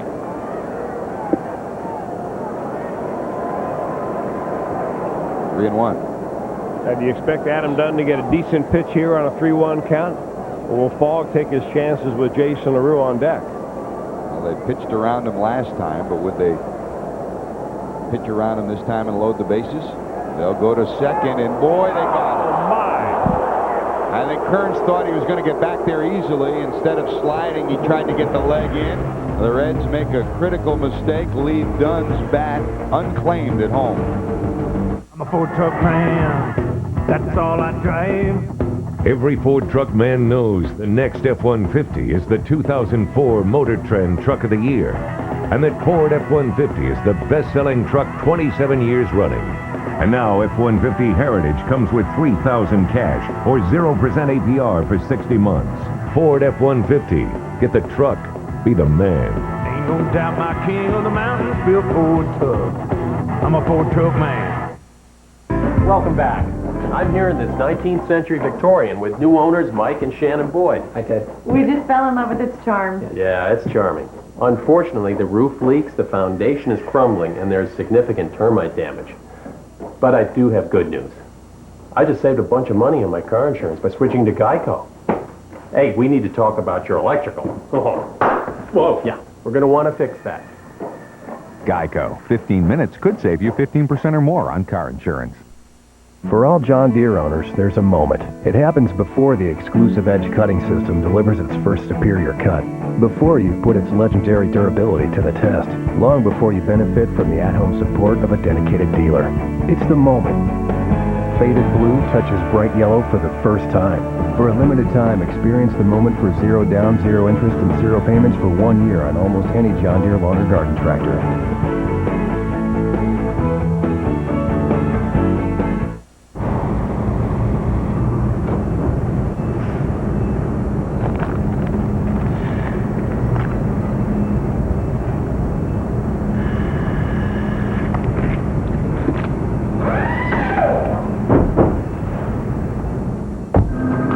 Hey guys, thanks again. No problem. Thank you.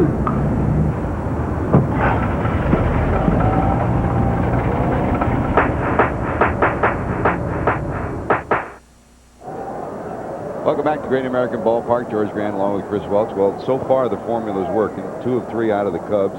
And in this particular series against the Pirates, you want to do the same thing. Good pitching, good hitting, good defense. The Reds are doing that. Well, starting pitching sets the tone for it. And even though Aaron Harang hasn't been really sharp tonight, he's still only given up 5 hits and 1 run through 5. So he's done a good job. You get the big boys hitting some home runs like Dunn and Ken Griffey Jr., and things begin to flow in your favor. Here's Randall Simon, doubled and then scored in the second, struck out in the fourth. Greg Wilson on deck.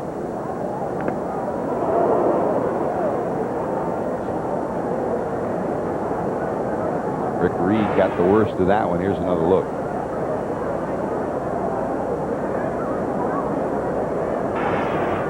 That'll wake you up.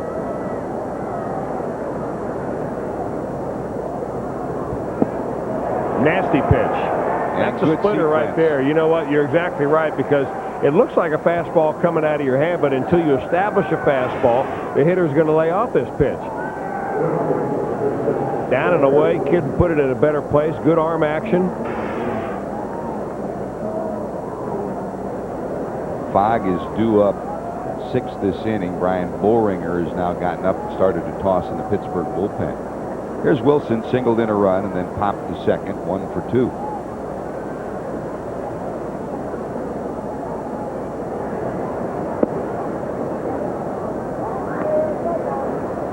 Now you can look at lineups and sometimes categorize them. This lineup, with the exception of Kendall, really pretty much a first ball, fastball, hitting kind of lineup. So if you can get ahead and then throw that, there's a bullet towards the corner.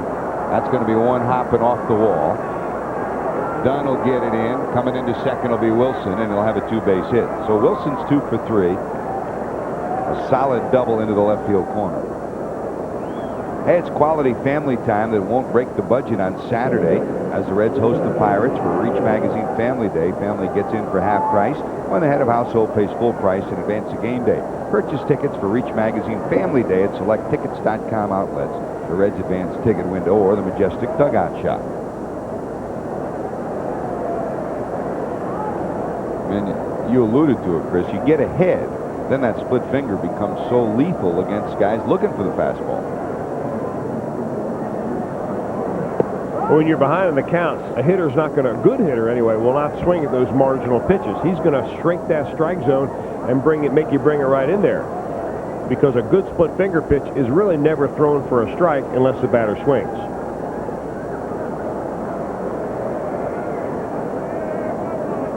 Here's the 0-1 to Hill, who's 2 for 2, 2 singles to left.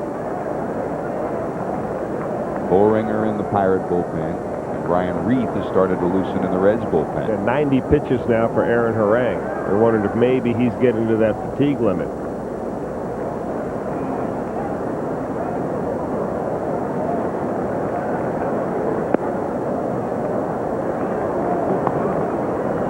Over the winter, Aaron Harang worked a little bit with former Major League pitching coach Tom House out in San Diego. Mark Pryor has been out there a couple of times.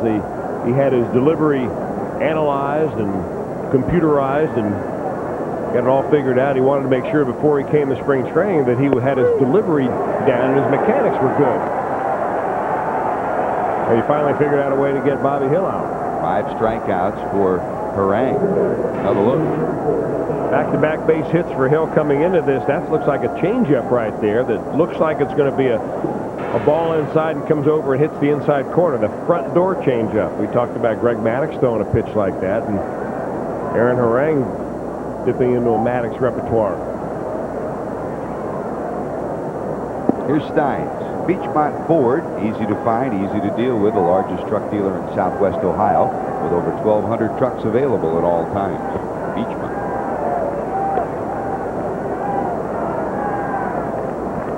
San Diego, a hotbed for outstanding pitching instruction and hitting now that Tony Gwynn's there at college. But the San Diego School of Baseball, Tom House, Guide to right. Good job by Harang to bounce back. Double, but he strands the runner. Pirates have stranded 6. Reds lead at 5-1. To the bottom of 6 we go. Totally NASCAR, the only source that keeps the racing fan in tune with what's happening on and around the track. With expert analysis, racing insights, and the latest reports from the winner's circle, your all-access pass to everything that is NASCAR. Totally NASCAR, weeknights on Fox Sports Net.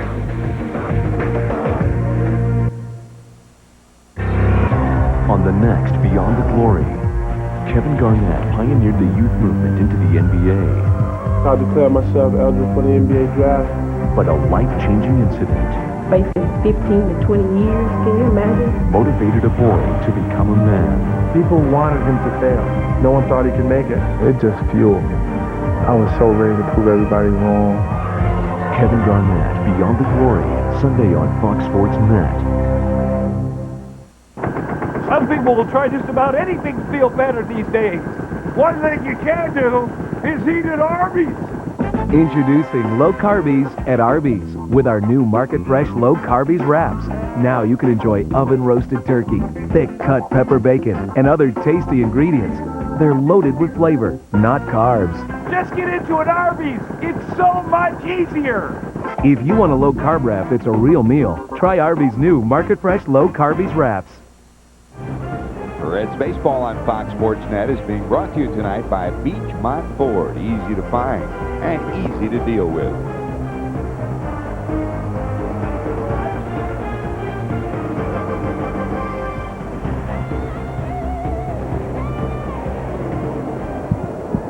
Well, Adam Dunn was at the plate with a 3-1 count when Austin Kearns was picked off second, so Dunn is back to start the bottom of the 6th. Just what Josh Fogg wants is Adam Dunn to see more pitches. Dunn already a long home run, 458 feet to right center field. We certainly want to trade the at-bats. Instead of facing Adam Dunn with a 3-run count and 2 men on base, now you start out right from scratch.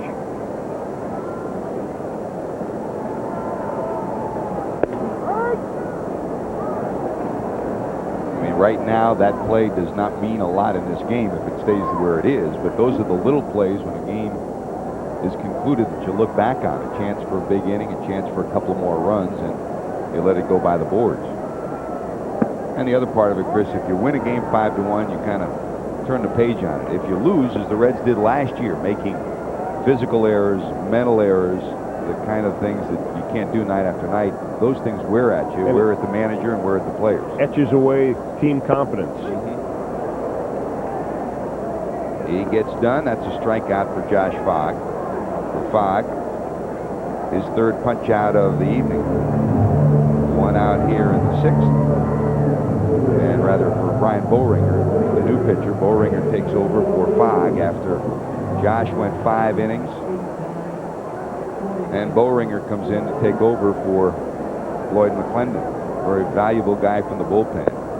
Solomon Torres, Brian Meadows, Jason Freud, Brian Boehringer. Jose Mesa is now the closer from the right side. Mike Johnson, John Grabauer, the 2 left-handers for Spin Williams.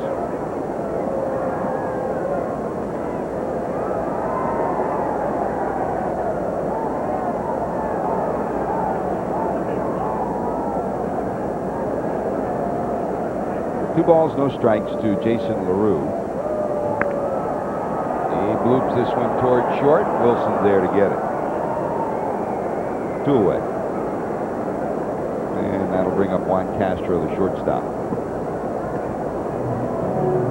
Pirates thought they had their double play combination for many years to come with Jack Wilson, who they got from the Cardinal organization, and Pokey Reese, who they signed 3 years ago. Pokey, bothered by one injury after another, was not re-signed after last year. He eventually signed with the Red Sox.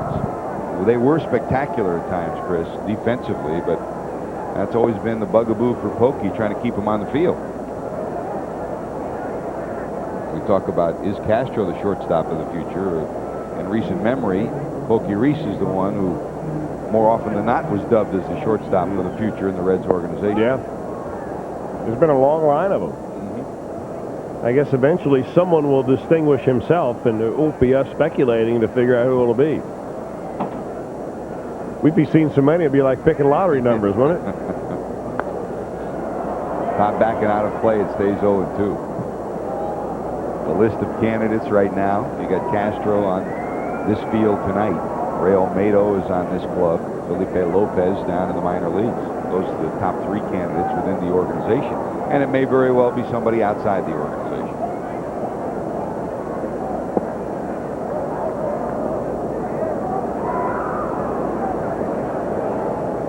There's the Venezuelan native, Ray Olmedo, switch hitter.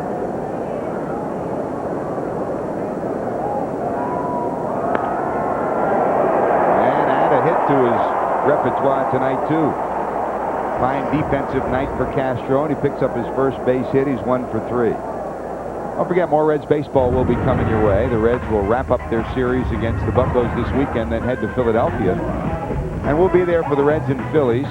6:30 with the Real Reds on Wednesday. The game will follow as we get to see the brand new Citizens Bank Park in Philadelphia. We understand it's a beautiful facility. Aaron Harang's night is done. Pinch hit for by Javier Valentin, and after facing the Pirates for the 3rd time this year, twice in spring training, he's held them to 1 run once, 2 runs a second time, and here at the major league level during the regular season, he holds them to 1 run in 6 innings. Pretty good.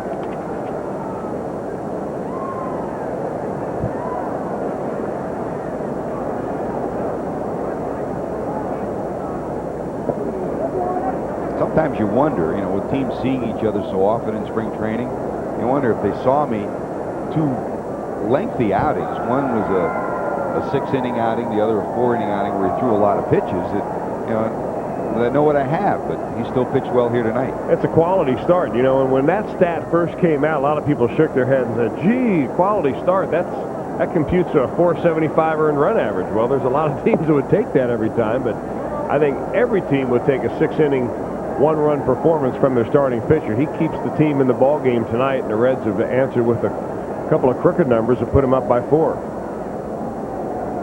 Here's Valentin, the switch hitting catcher, first baseman as well. Fouls it off, 2-1.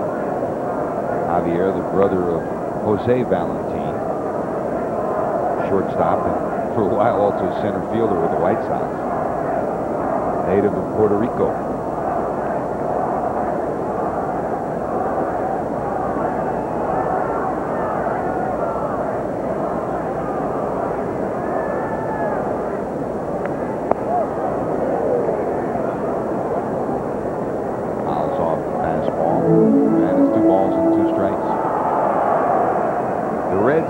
Tonight has the switch hitter Valentin, the switch hitter Olmedo, no straight left-handed swinger, Larkin, Miller, Willie Mo Pena from the right side.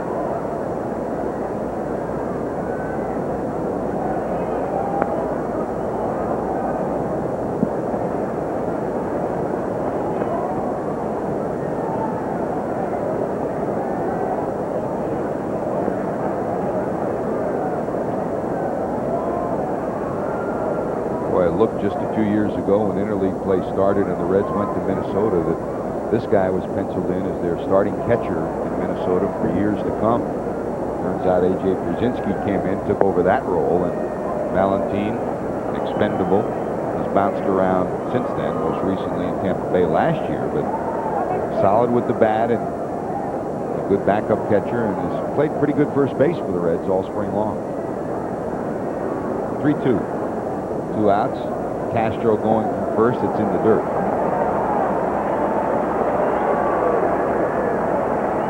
So that'll bring up D'Angelo Jimenez with 2 on and 2 out.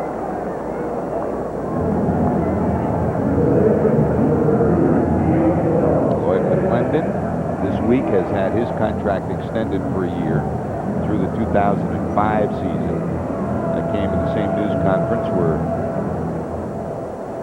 the owner of the club, Kevin McClatchy, also announced David Littlefield's contract extended through 2007.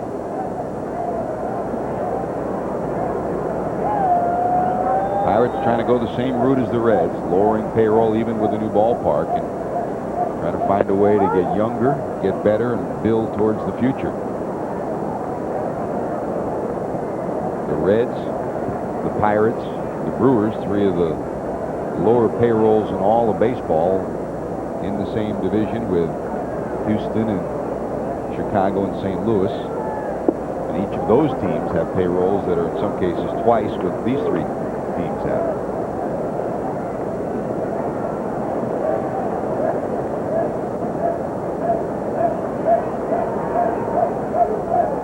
Ball one strike to D'Angelo, 0 for 3.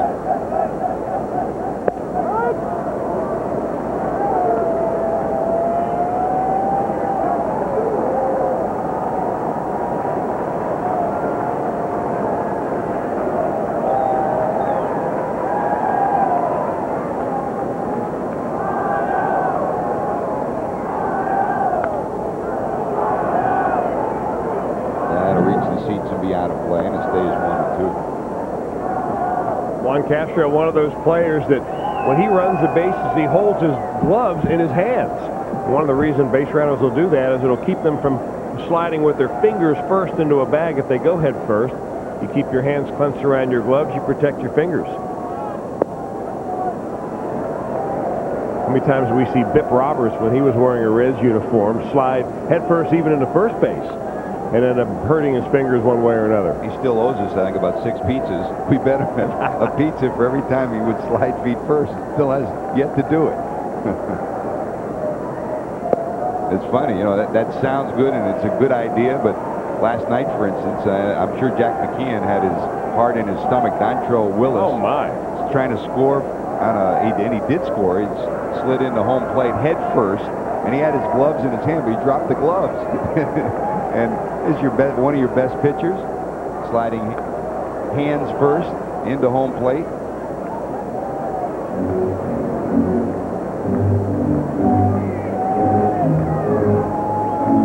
Lou Brock always used to say, "I want to punish who's ever trying to tag me." He never went hands first. You know, the problem with most guys who slide, whether they do it head first or feet first, is that they decelerate before they start their slide. A guy like Brock actually accelerated right through the slide. 3-2, loop to left, and it'll be out of play. And that's a great way to put it, is that I want to punish the guy that's putting the tag on me. That way you really go in there much more aggressively than you would as if you're trying to avoid a tag or be defensive about what you're trying to run. Just to tell you what kind of a physical specimen Rickey Henderson was, for a guy that always slid hands first, it's amazing he didn't have more injuries than he did throughout his career as the all-time base stealer. Swinging and popped up. Kendall calling, and he can't get it. Let's see if this will mean a life for the Reds. Jason Kendall looks like he had it from the get-go. And then at the last minute, did he lose it in the lights or what? I think he was waiting for this ball to spin. You know, when a ball goes up in foul territory and then begins to come back, it sometimes will come back so much that it'll go over the head and the guy will overrun it. I think he was waiting for that ball to come back more than it did.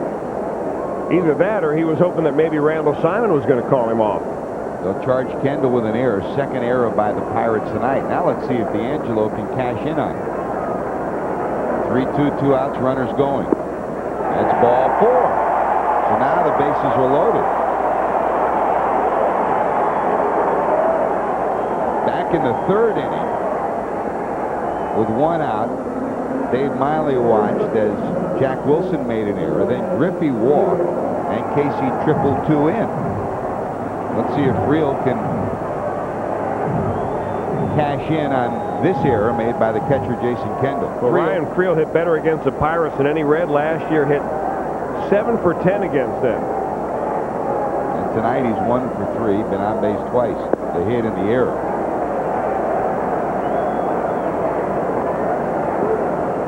Castro single, Valentin walked, and Jimenez walked. And Lloyd McClendon will come out and talk to Bowring.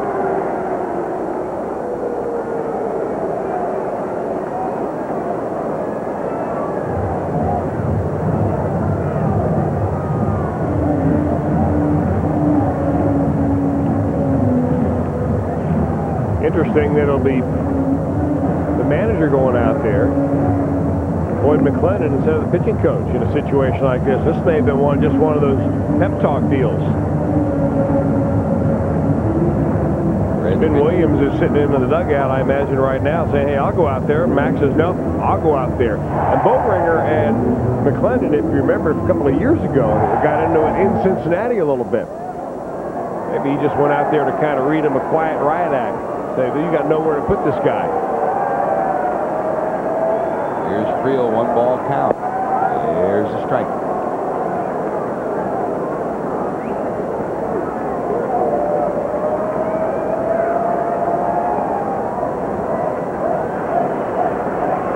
Castro, Valentin, and Jimenez lead off their bases. That misses inside. The other part of this equation that I'm sure McClendon is well aware of is who's sitting in the on-deck circle. You prolong this inning, and this game could get out of hand pronto.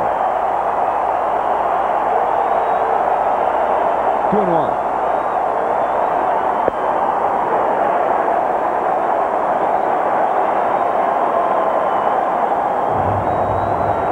Another over 30,000 crowd here at Great American Ballpark tonight, and their chanting as the Reds have the bases loaded with 2 outs and a 3-1 count on Friel.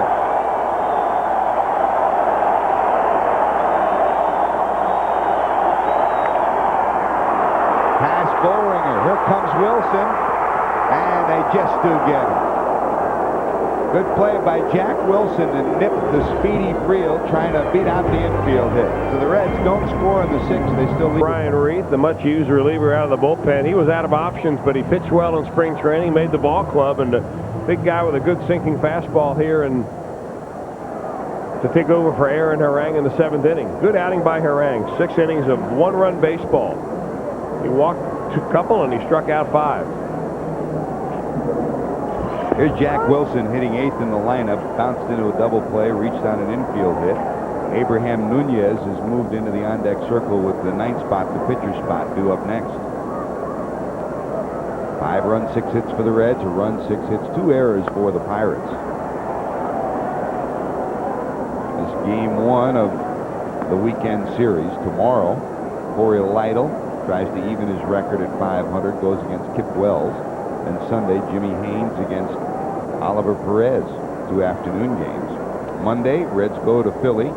Paul Wilson against Randy Wolf to open the new ballpark. Swing and a miss, strikeout for Reith, his first punch out, and here comes Abraham Nunez. Free wings for Reds fans. That's right, fans. Show the Hooters coupon on the back of your ticket stub at any of the 5 greater Cincinnati Hooters locations, and you receive 10 free wings when you purchase 10 wings. Don't forget, when the Reds score 10 or more runs during any home game, show that game's ticket stub at any greater Cincinnati Hooters location within 24 hours and receive 10 wings free. Here's the switch hitter, Nunez. The bench for Lloyd McClendon, Nunez the switch hitter, Rob McCoyak from the left side, Cota, Castillo, Davis from the right side. That's looped into left, base hit by Nunez. So Abraham gets a base hit. 1 out, 1 on. Back to the top of the order. That'll be Tyke Redmond. That's a bullpen game now.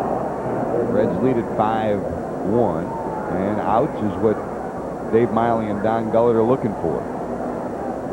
They need 9 to close it out to start the inning. They're down 8. Redmond bounced out twice in a fly ball to left.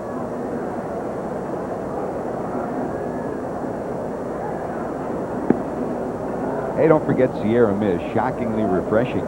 Unleash the fresh taste of lemon lime Sierra Mist from the makers of Pepsi, the choice of the Reds.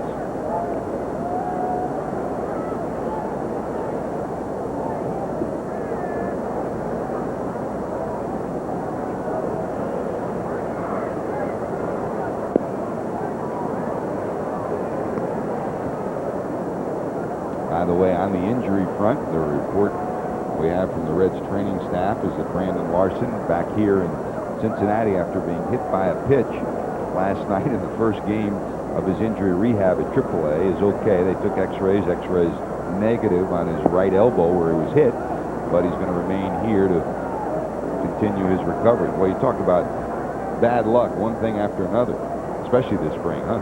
You know, after a while, you have bad luck like that, and you get a reputation for being a guy that is often injured. But these are the kind of injuries when you're hit by a pitch. He gets hit down in a simulated game in Florida, and then, while he's standing in there watching the pitcher warm up, and he gets hit last night. Those are the things you just can't avoid. AAA Louisville opened last night. Rick Burleson's the manager there this year. Lost 2-0 to Richmond. Matt Belisle started for the Bats, allowed 2 runs, 3 hits in 6 innings. Jacob Cruz 1 for 3. Tim Hummel 1 for 4. Brandon Clausen pitching tonight. Line to center. That'll drop in front of Griffey. So back-to-back hits. And that rustles them around in the bullpen for the Reds. Someone else going to get up and throw is Don Gullett on the phone. And now the 4-run lead become a little bit more precarious as there are 2 on and the meat of the order coming up. Here's Jason Kendall.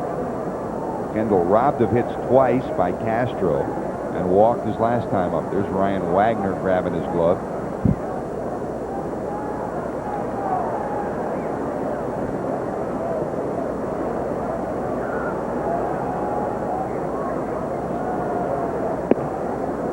Double-A Chattanooga, Jayhawk Owens, the manager there this year. The Lookouts won 9-8 over Greenville.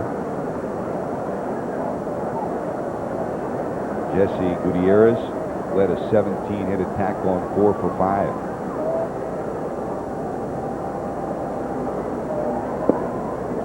And up at Dayton, the Dragons lost their season opener 11-3 to West Michigan. Alonzo Powell would manage up there this year. Don Gullett's going to take control right now and slow things down for Brian Reith. Sometimes, and you see it with experienced pitchers, when they begin to run into trouble, they'll slow things down. They'll take more time between pitches, and they'll just take a lap around the pitcher's mound.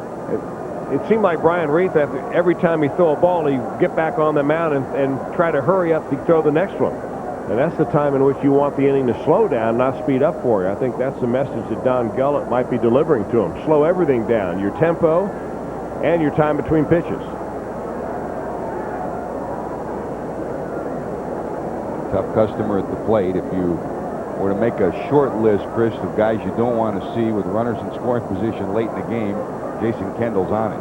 You know what? You're exactly right. The other guy who leads it, since they've been keeping that stat, is Tony Gwynn. And Kendall is in second place, well over 320 in that particular statistic. And that stat, whether you call it hitting late and close, or whether it's I'm not exactly sure what the other names for it, but essentially when you're late in the ball game, 7th inning or later, and the game is a 2 or less run spread, you're usually facing pretty good pitchers, and that's when Kendall has excelled. And a lot of that is ability, a lot of his approach. He just shortens his swing. Kendall 2 runs batted in already this year, one of them on a key base hit that helped beat the Phillies. Again, shortens his swing, goes up the middle, and the defense playing him that way. Pitch towards the middle of the infield, because that's where Kendall very often will go, right back through the middle. He's been kind of the target of, I guess, being the whipping boy in Pittsburgh over the last few years. He signed a big long-term contract, and you know, the Pirates have implied one way or another that his contract is one reason why they haven't had money to go out and spend on other players. So when Kendall's offensive numbers have gone down over the years, people begin to take it out on him. He still plays as hard as anybody. 3-2, did he go? Yes, said Rapuano. Down the first base line, Ed Rapuano rings him up. So good bounce back by Brian Reith against the guy who's very tough to strike out.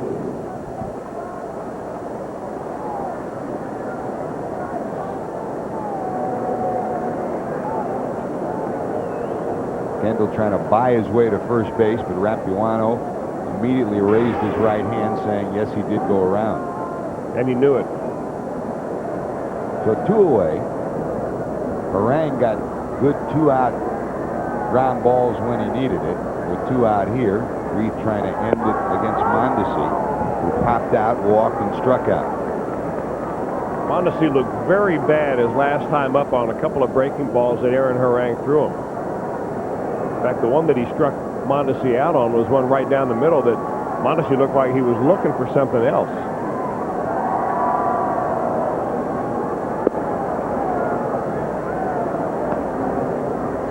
Wherever old Mondesi has been in his trek around the major leagues, he's always brought a brilliant throwing arm, the potential for power, but his average continues to sink, susceptible to breaking balls away. Talk about a guy who looks for that first ball fastball. This is the man.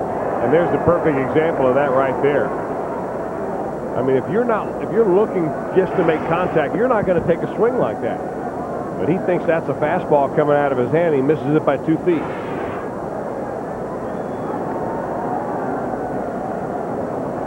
1 ball, 2 strikes, 2 outs. Stay in that same quadrant.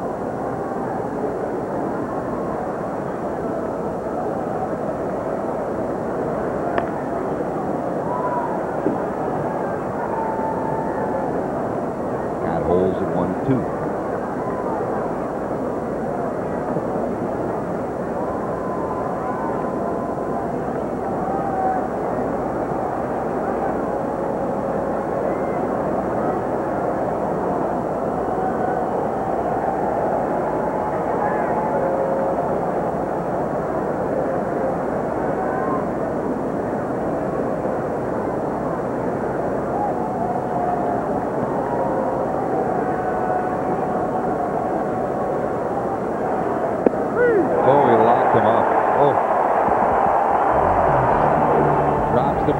Back to the outfield because Brian Reed strikes out the side after giving up 2 hits. Reds still, and the formula's worked pretty good so far. Tonight, Aaron Harang pitched well, and the Reds got some big-time home run power from Dunn as well as Griffey, and also the big hit from Casey. You know, it's only the first time through the starting rotation, there's no question, but when starting pitching sets the tone early in the game, George, and every one of the games pitched by the Reds, even opening day with Corey Lytle, was a well-enough pitch game to keep the team in it. This team has got some offensive power, and as long as they stay healthy, they're going to put some runs on the board. And right now, Aaron Harang, you see him right there, the beneficiary of 5 big ones in the first 3 innings. Here's John Graybow, who will come in the left-hander to face Griffey. Jr. was on deck when Ryan Friel bounced out with the bases loaded to end the 6th inning. Jr. hit a 395-foot homer to right after Friel's single in the first made it 2-0 Cincinnati. Walked his 2nd time up and bounced back to the pitcher's 3rd time up. Jr. sitting on 483 career homers, 17 away from 500.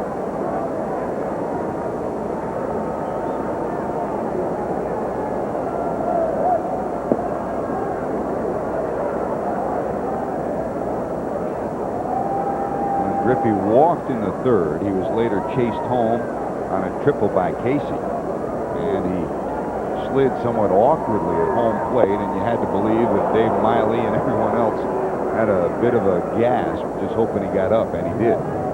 Strikeout number 1 for the young lefty. 1 away, and here comes Austin Kearns. Hey, try Arby's new Market Fresh low-carb wraps, your favorite Arby's Market Fresh sandwich, served in a new soft tortilla wrap. Grab a fast wrap at the drive-thru. They're easy to eat, even in the car.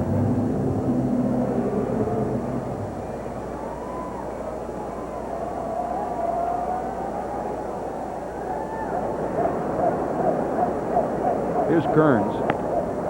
Austin boops this one down the right field line, and it'll go foul for strike 1. He lined to center, struck out, and then hit a bullet right back through the middle of the infield at Josh Fogg in the 5th inning. Then was picked off second base to end the 5th. Casey on deck.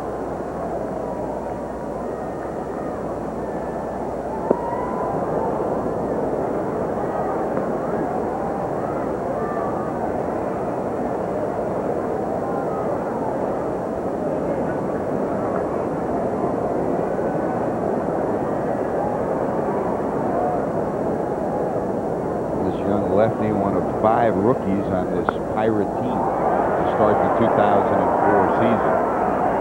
Jose Castillo, Alberto Cota, J.J. Davis, Mike Johnson joining him in the rookie list. The Reds last year, of course, had 13 different players make their major league debut. Well, Graybow put his time in the minor leagues. He went 6 years in the minor leagues after being drafted back in 1997 by the Pirates. And never really got to AAA until last year. 17 games as a reliever at Nashville, and they finally brought him to the big leagues. Got a nice breaking ball. He got him 0-2, and Reed came in, struck out the side in the 7th, and already 2 strikeouts for this young left-hander. Looks like he throws a little bit more of a slider than a curveball right there. He goes down and into Austin Kearns, and Kearns can't hold back, and that's a punch out. Back-to-back Ks. Here comes Casey. Sean, fly ball to center. Knocked in 2 with a triple in the 3rd, and he walked in the 5th. He walked in the 5th to load the bases. And the Reds were a hit away from blowing this game open, and that's when Kearns was picked off at the end of the 5th inning. Reds have stranded 8 already tonight.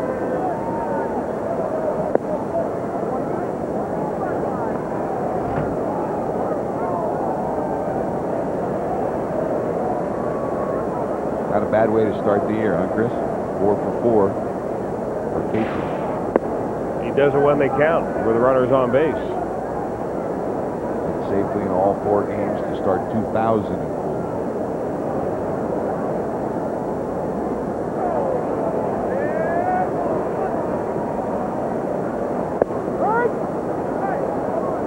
There's a strike 2 and 1.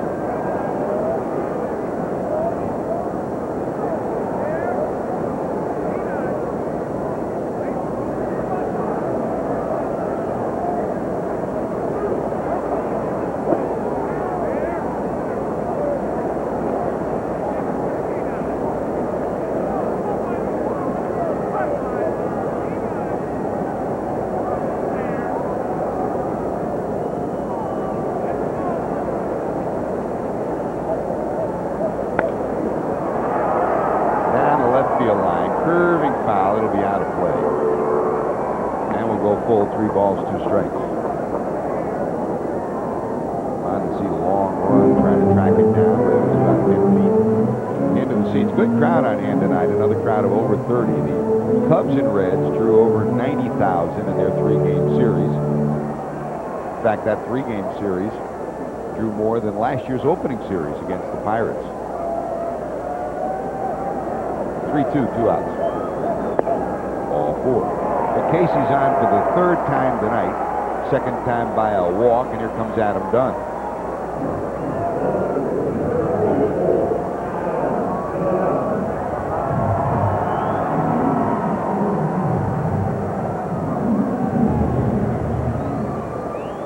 No action in the Pirate bullpen.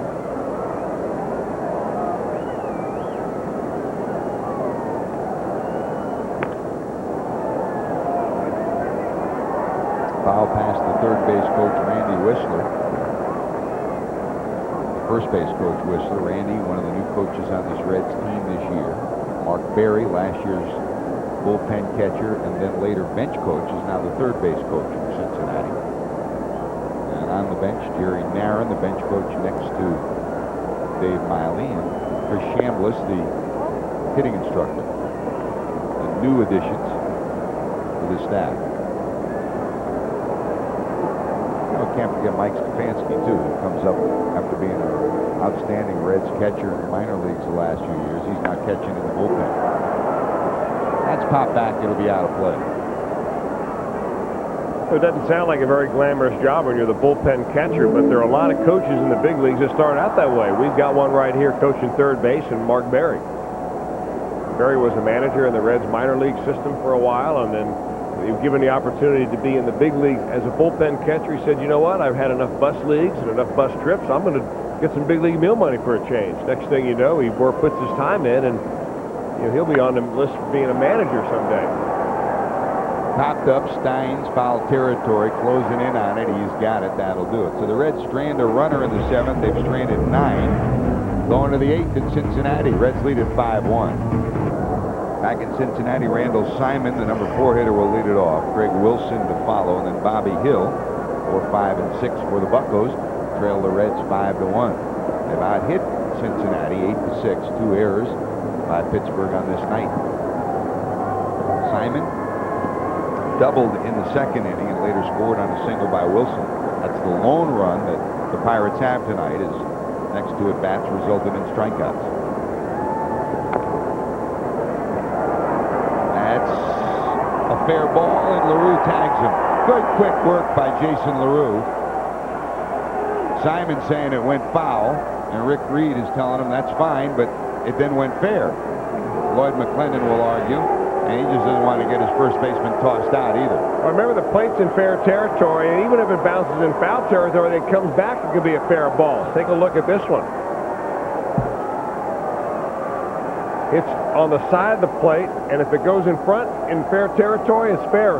And LaRue gets out of the catcher's box in a hurry and grabs it before that spins foul. Take another look at it.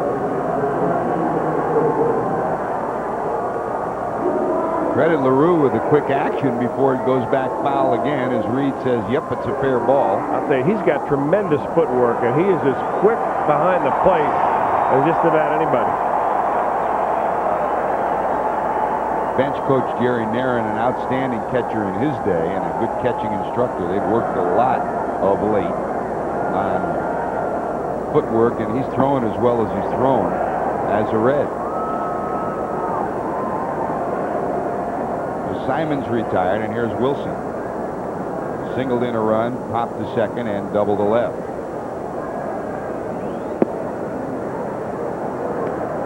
Raul Mondesi has one of those sympathetic faces that he'll listen to what you have to say and say you're right.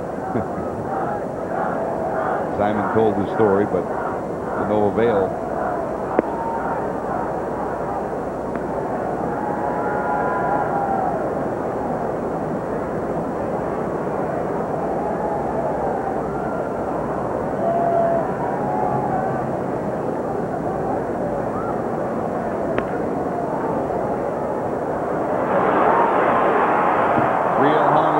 Throws it away. They may have a shot at second.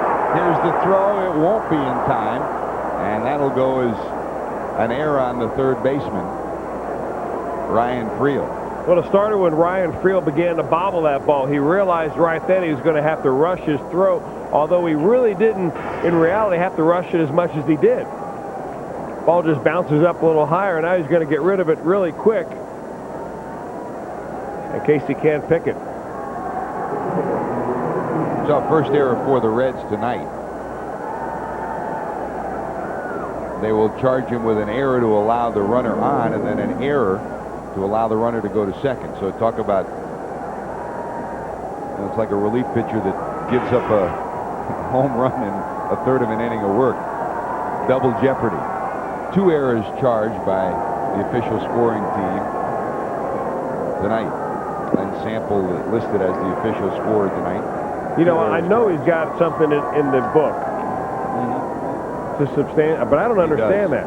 What if you just fielded the ball cleanly and then fired it into the stands? How many errors do you get then? 1, but that's a ground rule error because it's 1 off. All right, well, you just fire it so that far down the right field line that. So what Friel should have done was fire it in the stands and get only 1 error. Yeah. Here's Castro. Maybe he's going to do it. Castro will get the out at first. Hill is retired. There's your second out of the inning. I'm sure Glenn Sample, and he's on your left right here, and he's about as good as they come when it comes to scoring. I know he's got a reason for it, but he's going to have to explain that one to me because I'm just not sure how he gets 2 errors on that. The replay showed that he would have been out if the ball was on the first base bag. That's error number 1. So even though he bobbled it. Right. I got you. Now the throwing it away means that you allow him to take the second base, so it's 2 errors. Now, you know, you saved Glenn Sample the trouble of coming over here and explaining it to me. But he'll come over and explain it to us anyway. Great guy. You're not kidding. And one of the best scorers in all of baseball. Here's Steins. Steins flied out, struck out, flied out. The only thing that counts is whether the run scores or not. And right now that run's sitting at third. Swing and a miss. Good battle back job by Brian Reed. He's ahead 0-2. Jason Boyd now up and tossing in the bullpen for the Pirates as we're down to the 7th spot in the order.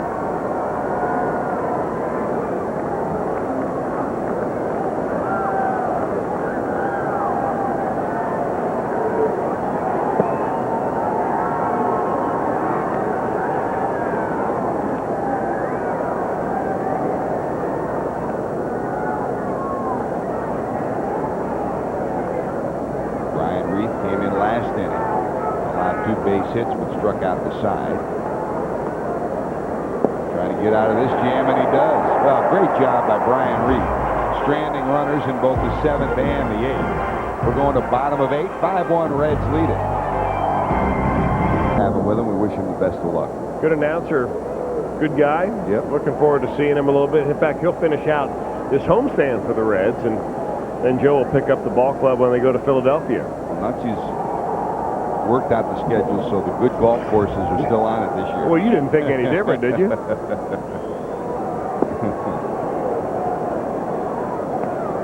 Here's Jason LaRue. Bounced out, popped up, and flied out. Jason Boyd now pitching. Fogg started 5 innings, 5 hits, 5 runs. Followed by Boehringer, then Grabau, and now Boyd. Hey, by the way, last season, Nucci had to share a bobblehead with Marty Brenneman, but this year, the old left-hander is going to get his very own. Mark it down, Wednesday, April 21st, Pepsi Joe Nuxhall bobblehead night. First 40,000 fans in the park on Wednesday, April 21st will receive a free recreation of a young Nucci pitching for the Reds. That's April 21st, Reds against the Braves.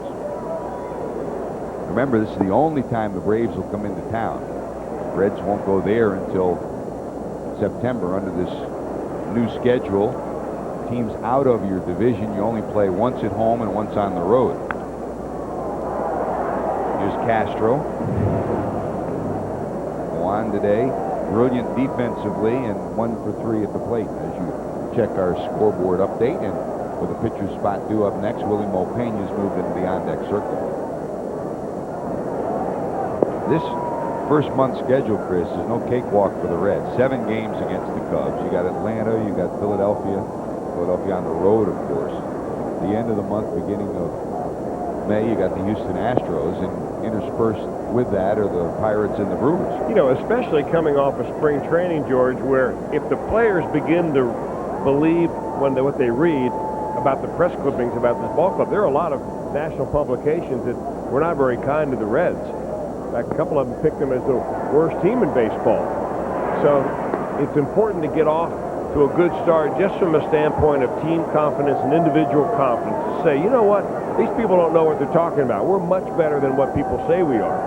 I think when you take 2 out of 3 from the Pirates and you play good solid baseball and your pitching is better than you anticipate in a very tough part of the schedule, you prove something to not only your fans but to people, the guys who are on the ball club. I mean, considering the games you play against the Cubs in Houston and Philadelphia and Atlanta, you get through this first 4 weeks of baseball, in other words, to the first week of May, and you're 500, I think you're in pretty good shape.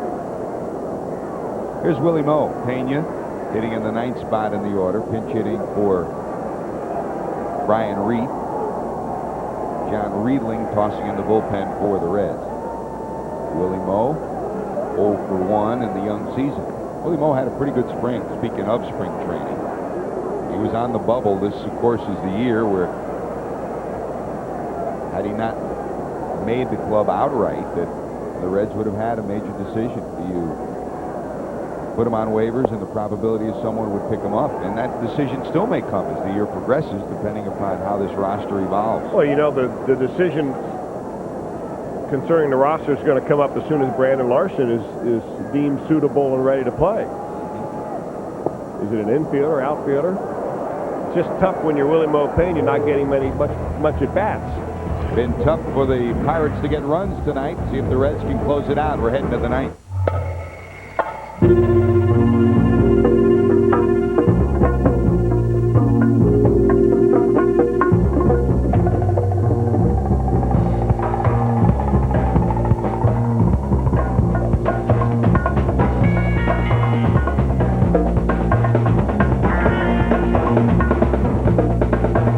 Introducing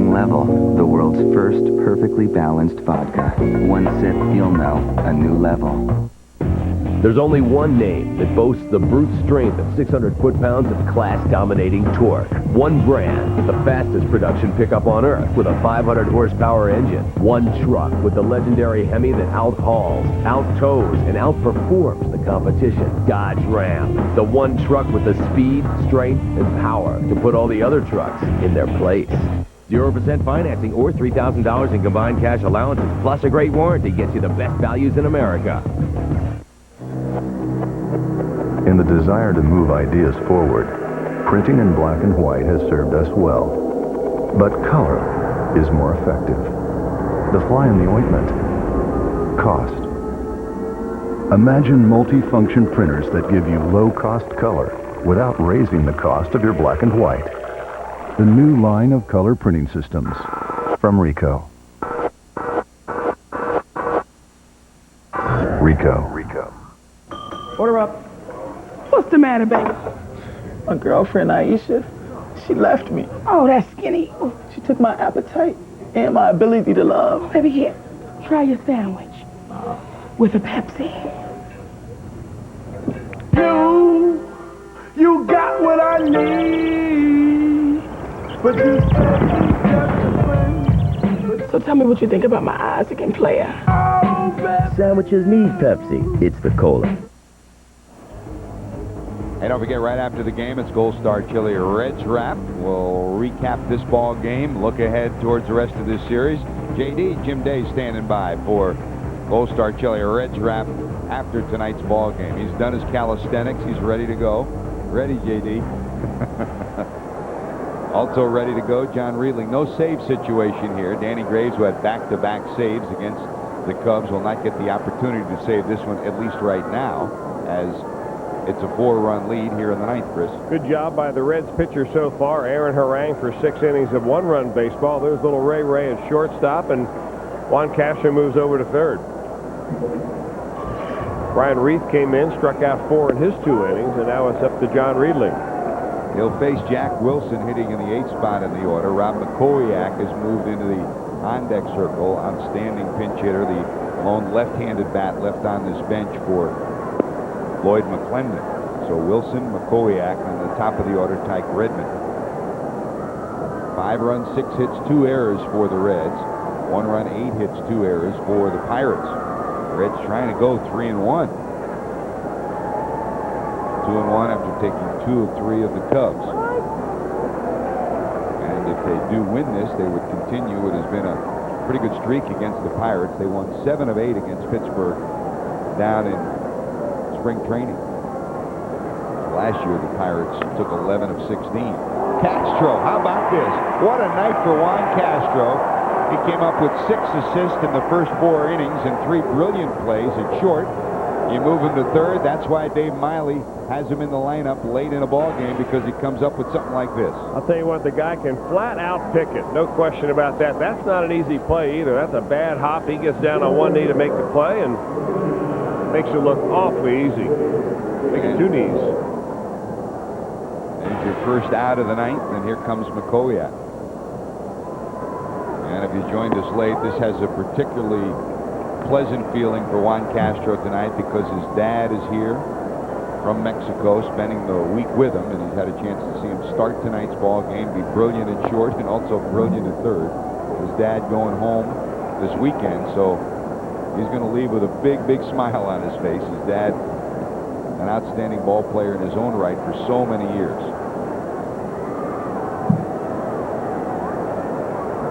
0-2 to McCoyak. Reedling. Good job, John Reedling, Chris. When he throws strikes, he's tough. I'll tell you what, they were really on John Reedling in spring training. In fact, there was rumor for a while that he might not make this ball club. He had option left, and they could send him down to the minor leagues without risking losing him, and he had walked 10 batters in something like 16 innings or so, and they said, you know what, John, you're not throwing enough strikes. But based on what he did last year, he went through a period last year, he went 17 games without giving up a run. He was the best Reds pitcher out of a bullpen for a period of time. And he has been right on the beam so far when it counts. Crowd of 30,000 fans here at Great American Ballpark. 27,713 paid. They had over 9,000 walk-up tickets on this college night tonight. That's the highest number of walk-up tickets, in other words, tickets bought just prior to the game since 1994 when the Dodgers came to town. They sold over 10,000, and they're ready to erupt and wrap this one up. 1 ball, 1 strike to Tyke Redmond. Redmond 1 for 4 on the night. The story of this one, 2-run home run by Griffey in the first. The leadoff home run by Dunn in the second made it 3-1 Cincinnati. Casey chimed in with 2 more runs batted in to give him 7 in the first 4 games of the year on a triple, and that's all the Reds needed. They lead it 5-1. 1 ball, 2 strikes. The fans will tell you.